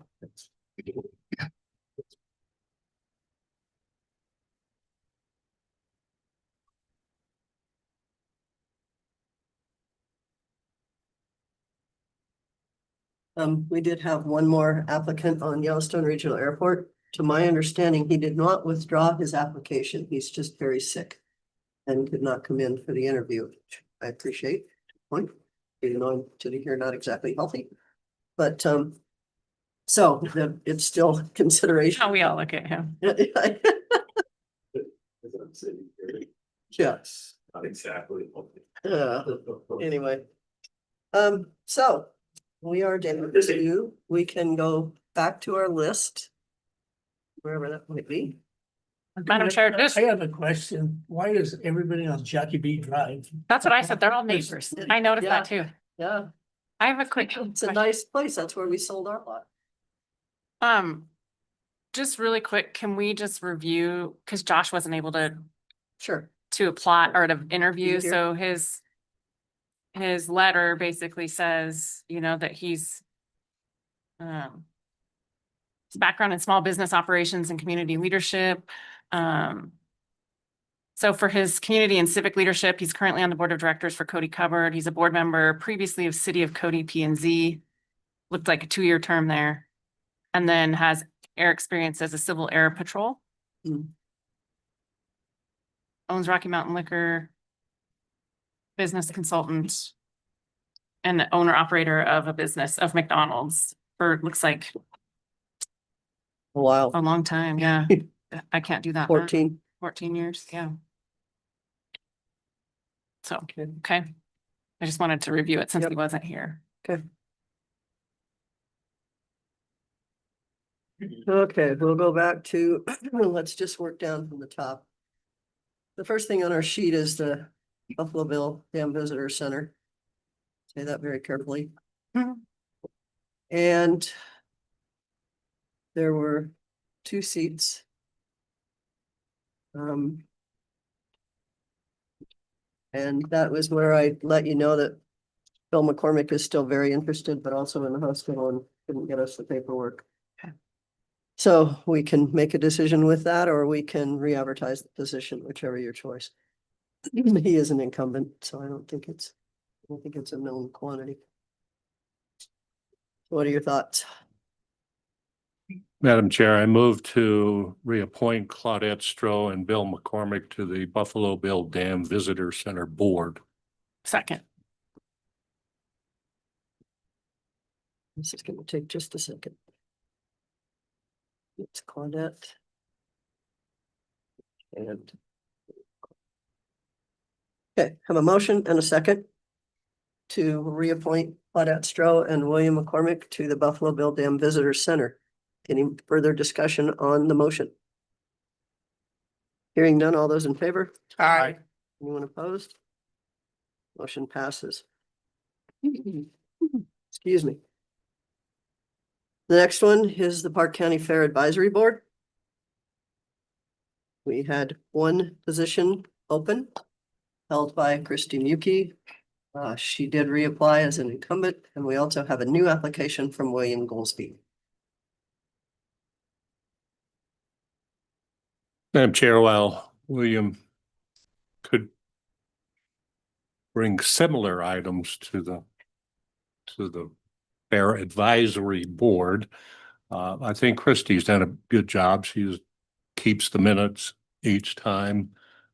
She's knowledgeable with just about all the animals that are being shown, so I would motion that we keep Christy Mickey as on the 3-year term for the Fair Advisory Board. Second. A motion and a second for Christy Mickey on the Fair Advisory Board. Any further discussion on the motion? Madam Chair, just quickly, on the bylaws, I don't have them in front of me and I know we're reviewing them. For these, do they have term limits? Or can they serve like 2 terms or can they just keep going? Madam Chair, Go ahead. I don't believe there's any term limits on any boards except for creditor board. Okay, I think that's true. okay. Thank Because you. we've had people do longstanding. Okay. Okay. So vote on the motion for Christy Mickey. All those in favor? Aye. Anyone opposed? Okay.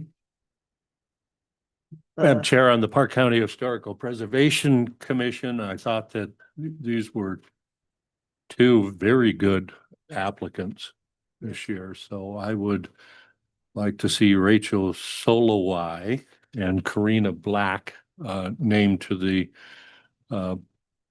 Historical Preservation Commission. Second. Can't write that fast, guys. Okay. Okay, I have a motion and a second for Rachel Soloway and Karina Black to be appointed to the Park County Historical Prevention Commission. Question. Discussion? Was it seconded by Trent? Okay, Yeah, so with that, we do have an incumbent, right? yes. Okay. Oh, do we have to reappoint him? And I'll change that No, to, we don't have to. we don't, have to reappoint the incumbent. It's just No, that we just don't. interview. I would put, No, I'm just, Oh. Right. I was. I would put earlier Laura you in meant that we motion only as had 2 well. applicants, and I'm just confirming that you understand there is 3 Yeah. for 2 positions. The Oh, I knew it. two Okay. applicants Do we need? and I'm trying- also the incumbent Laura. So you're amending your motion for those 3? Yes, I'm amending it, adding Okay. Laura. And the second is okay Yes. with the amendment. Okay. Why? Any other discussion on the motion? Kelly? All those in favor? Aye. Can you repeat the motion? The To motion. appoint Rachel Soloway, Karina Black, and Laura Scheiber to the Historical Preservation Commission. There's 3 openings? All 3 of these. And 2 of them, 2 of the Oh, okay. incumbents decided. not Okay. to. Well, I thought there was 2 openings and 3 applicants. No, it was the other way around. Yeah. Okay. Yellowstone Regional Airport Board. Did we vote on that? Oh, we did. Yes. Madam Chair, Madam, sorry. On these, I guess I'm gonna make a motion it's only 2. that we appoint Jason Kraus and Josh White to the Yellowstone Regional Airport Board. I know Josh couldn't be here to interview, but I think he has a really, I think if he had been here to interview, he has a very good background. I would agree. Madam Chair, we need to back up because there is only 2 positions open on the historic preservation. Oh, there's 3. Who's the other one? Because of here. I don't know, that's Kelly. They're up in 26. There's a 27, 27, and 28. She could be out. I'm going by what I see her it. list that she gave me. Okay. We actually, let's go back to that. I have a motion on the floor. Do I have a second? The motion is for Jason Kraus and Josh White on the Yellowstone Regional Airport Board. Do I have a second? Jason Krause and who? Josh White. I'll second. Any further discussion on that motion? Kelly? Kelly. Sorry. Hearing no more discussion, all those in favor? Aye. Anyone opposed? Aye. Motion passes. Okay, Then Kelly apparently has gone to check her notes. You might have to go back on that one in a minute. Pardon? The planning. Oh, yeah. Did I skip one? Oh, there it is at the bottom of the page. Okay. That was YRA. So, okay, so YRA is Jason Kraus and Josh White.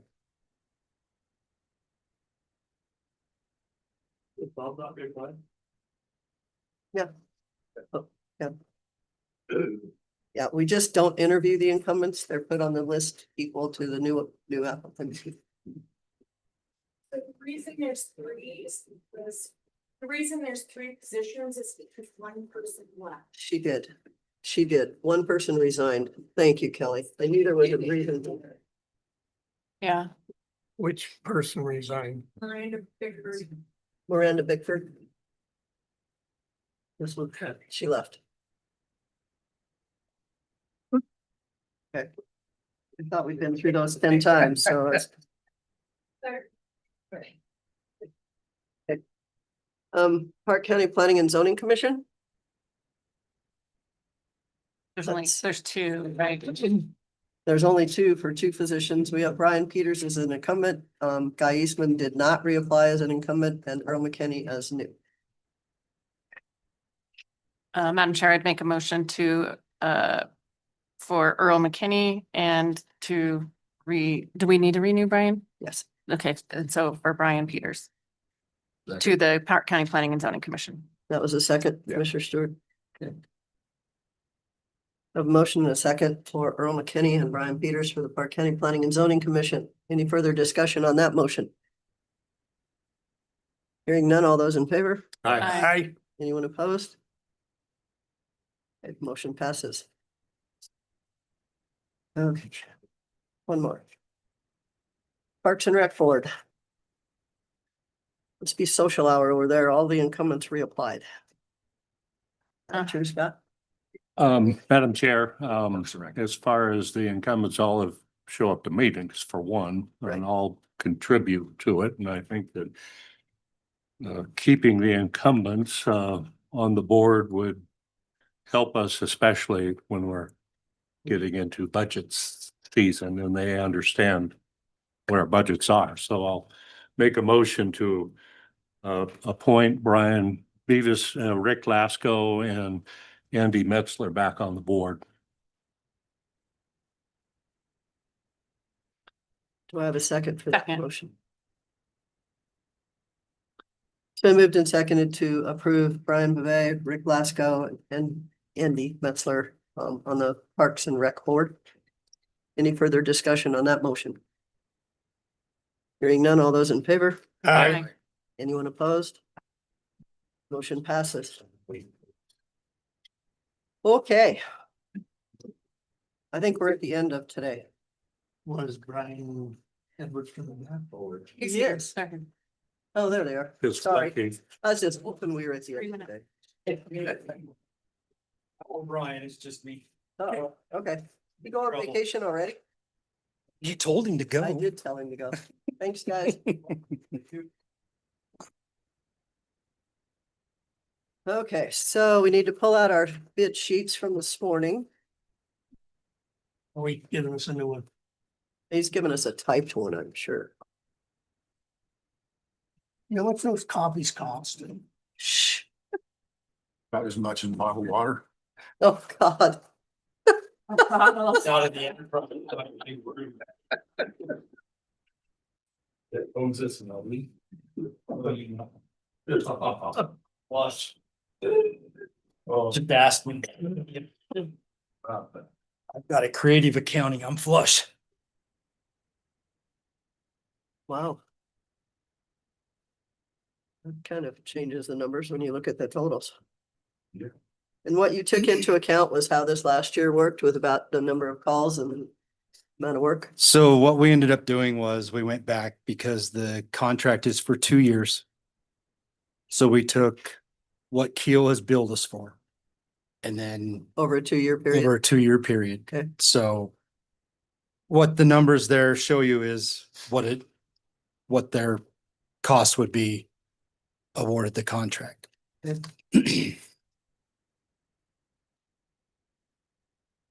So, and then you'll see. So Cody has the 3 canisters, the 3 roll-off containers. Mhm. So that's those numbers in Schedule A. What the price their bid sheets were for 2 Tough Guys in Kiel. And then Schedule A, or excuse me, Schedule B, Schedule C, and Schedule D are just for 1 roll-off container at each one of those locations for 2 years, and the number of dumps that we had at each location. Did these bids allow for them to understand that they could be broke out differently? Or not? So according on the letter that we sent with the bid packets, says to please submit bid proposals based on guidelines set forth in each enclosed bid proposal schedule. You're not required to submit all 4 bid schedules unless you want to be considered for all waste management locations. So that's where we broke out at the bottom. If you guys so choose to award Cody to 2 Tough Guys and then Keel the other 3 locations, that's what Interesting. the cost would be in the yellow there at the bottom.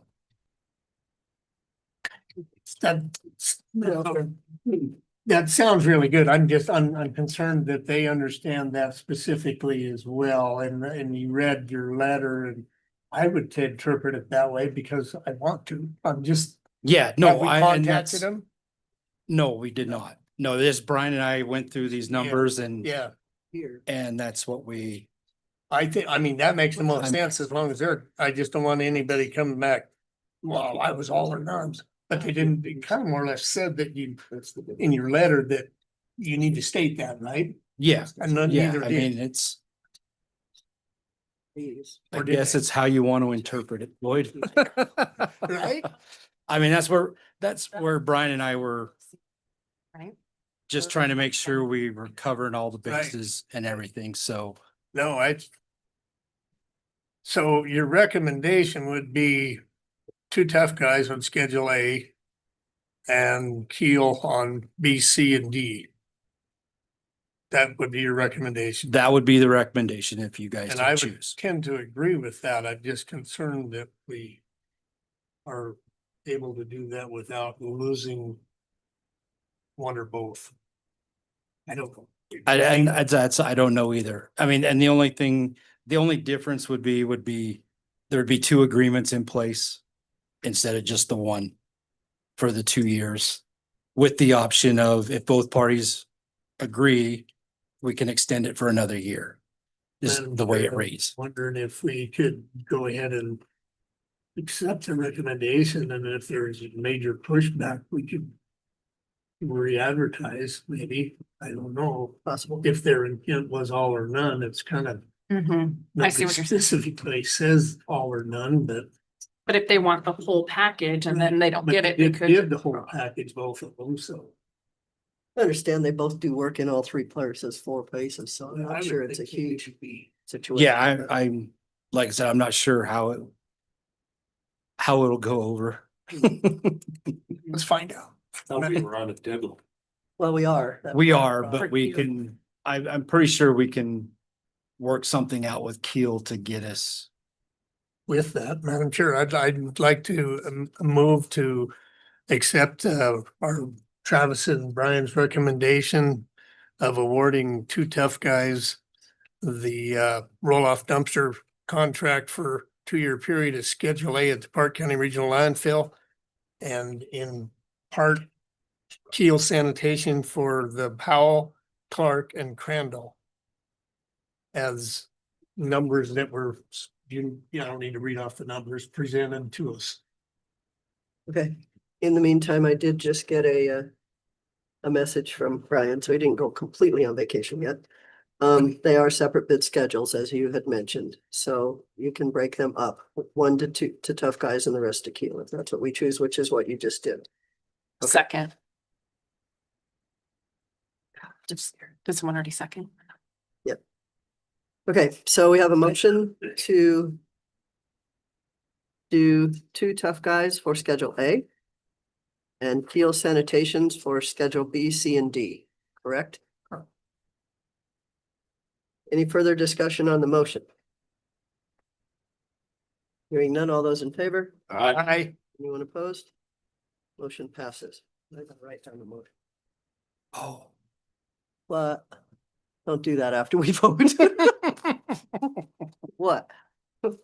No, Brian, I knew I'd forget. Brian just wanted it to be that part of the motion be that on the approval of the county attorney, that the chairman can sign the contract. Oh, so that we don't hold it up till January 6th. Yeah, Well, we can Madam make Chair, a I'd like to Chair to amend my sign. motion I'm Okay. sorry. that Okay. as of, based on approval of county attorney as to form Right, and give the chair to sign. okay, and I'll second. you're okay with that, okay. Anybody have any objections to that amendment motion? Okay. All right, we'll move forward with that then. Hans, you got that? Yeah. Okay, Thank you. okay. You're almost as good as Colleen. We need to give her one of the masks. Just so it doesn't echo in the microphone. Just so it doesn't echo in the microphone. You are so bad. Okay, Let her know you took that. Oh, you know how that microphone it echoes? does, everyone. Oh, it's because of the micro. Uh-huh, uh-huh.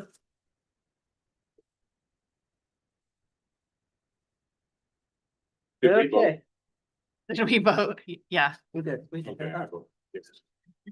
We kind of voted before the amendment. but- I did vote yes. Madam Chair, move to adjourn this long meeting. Sorry, thank you.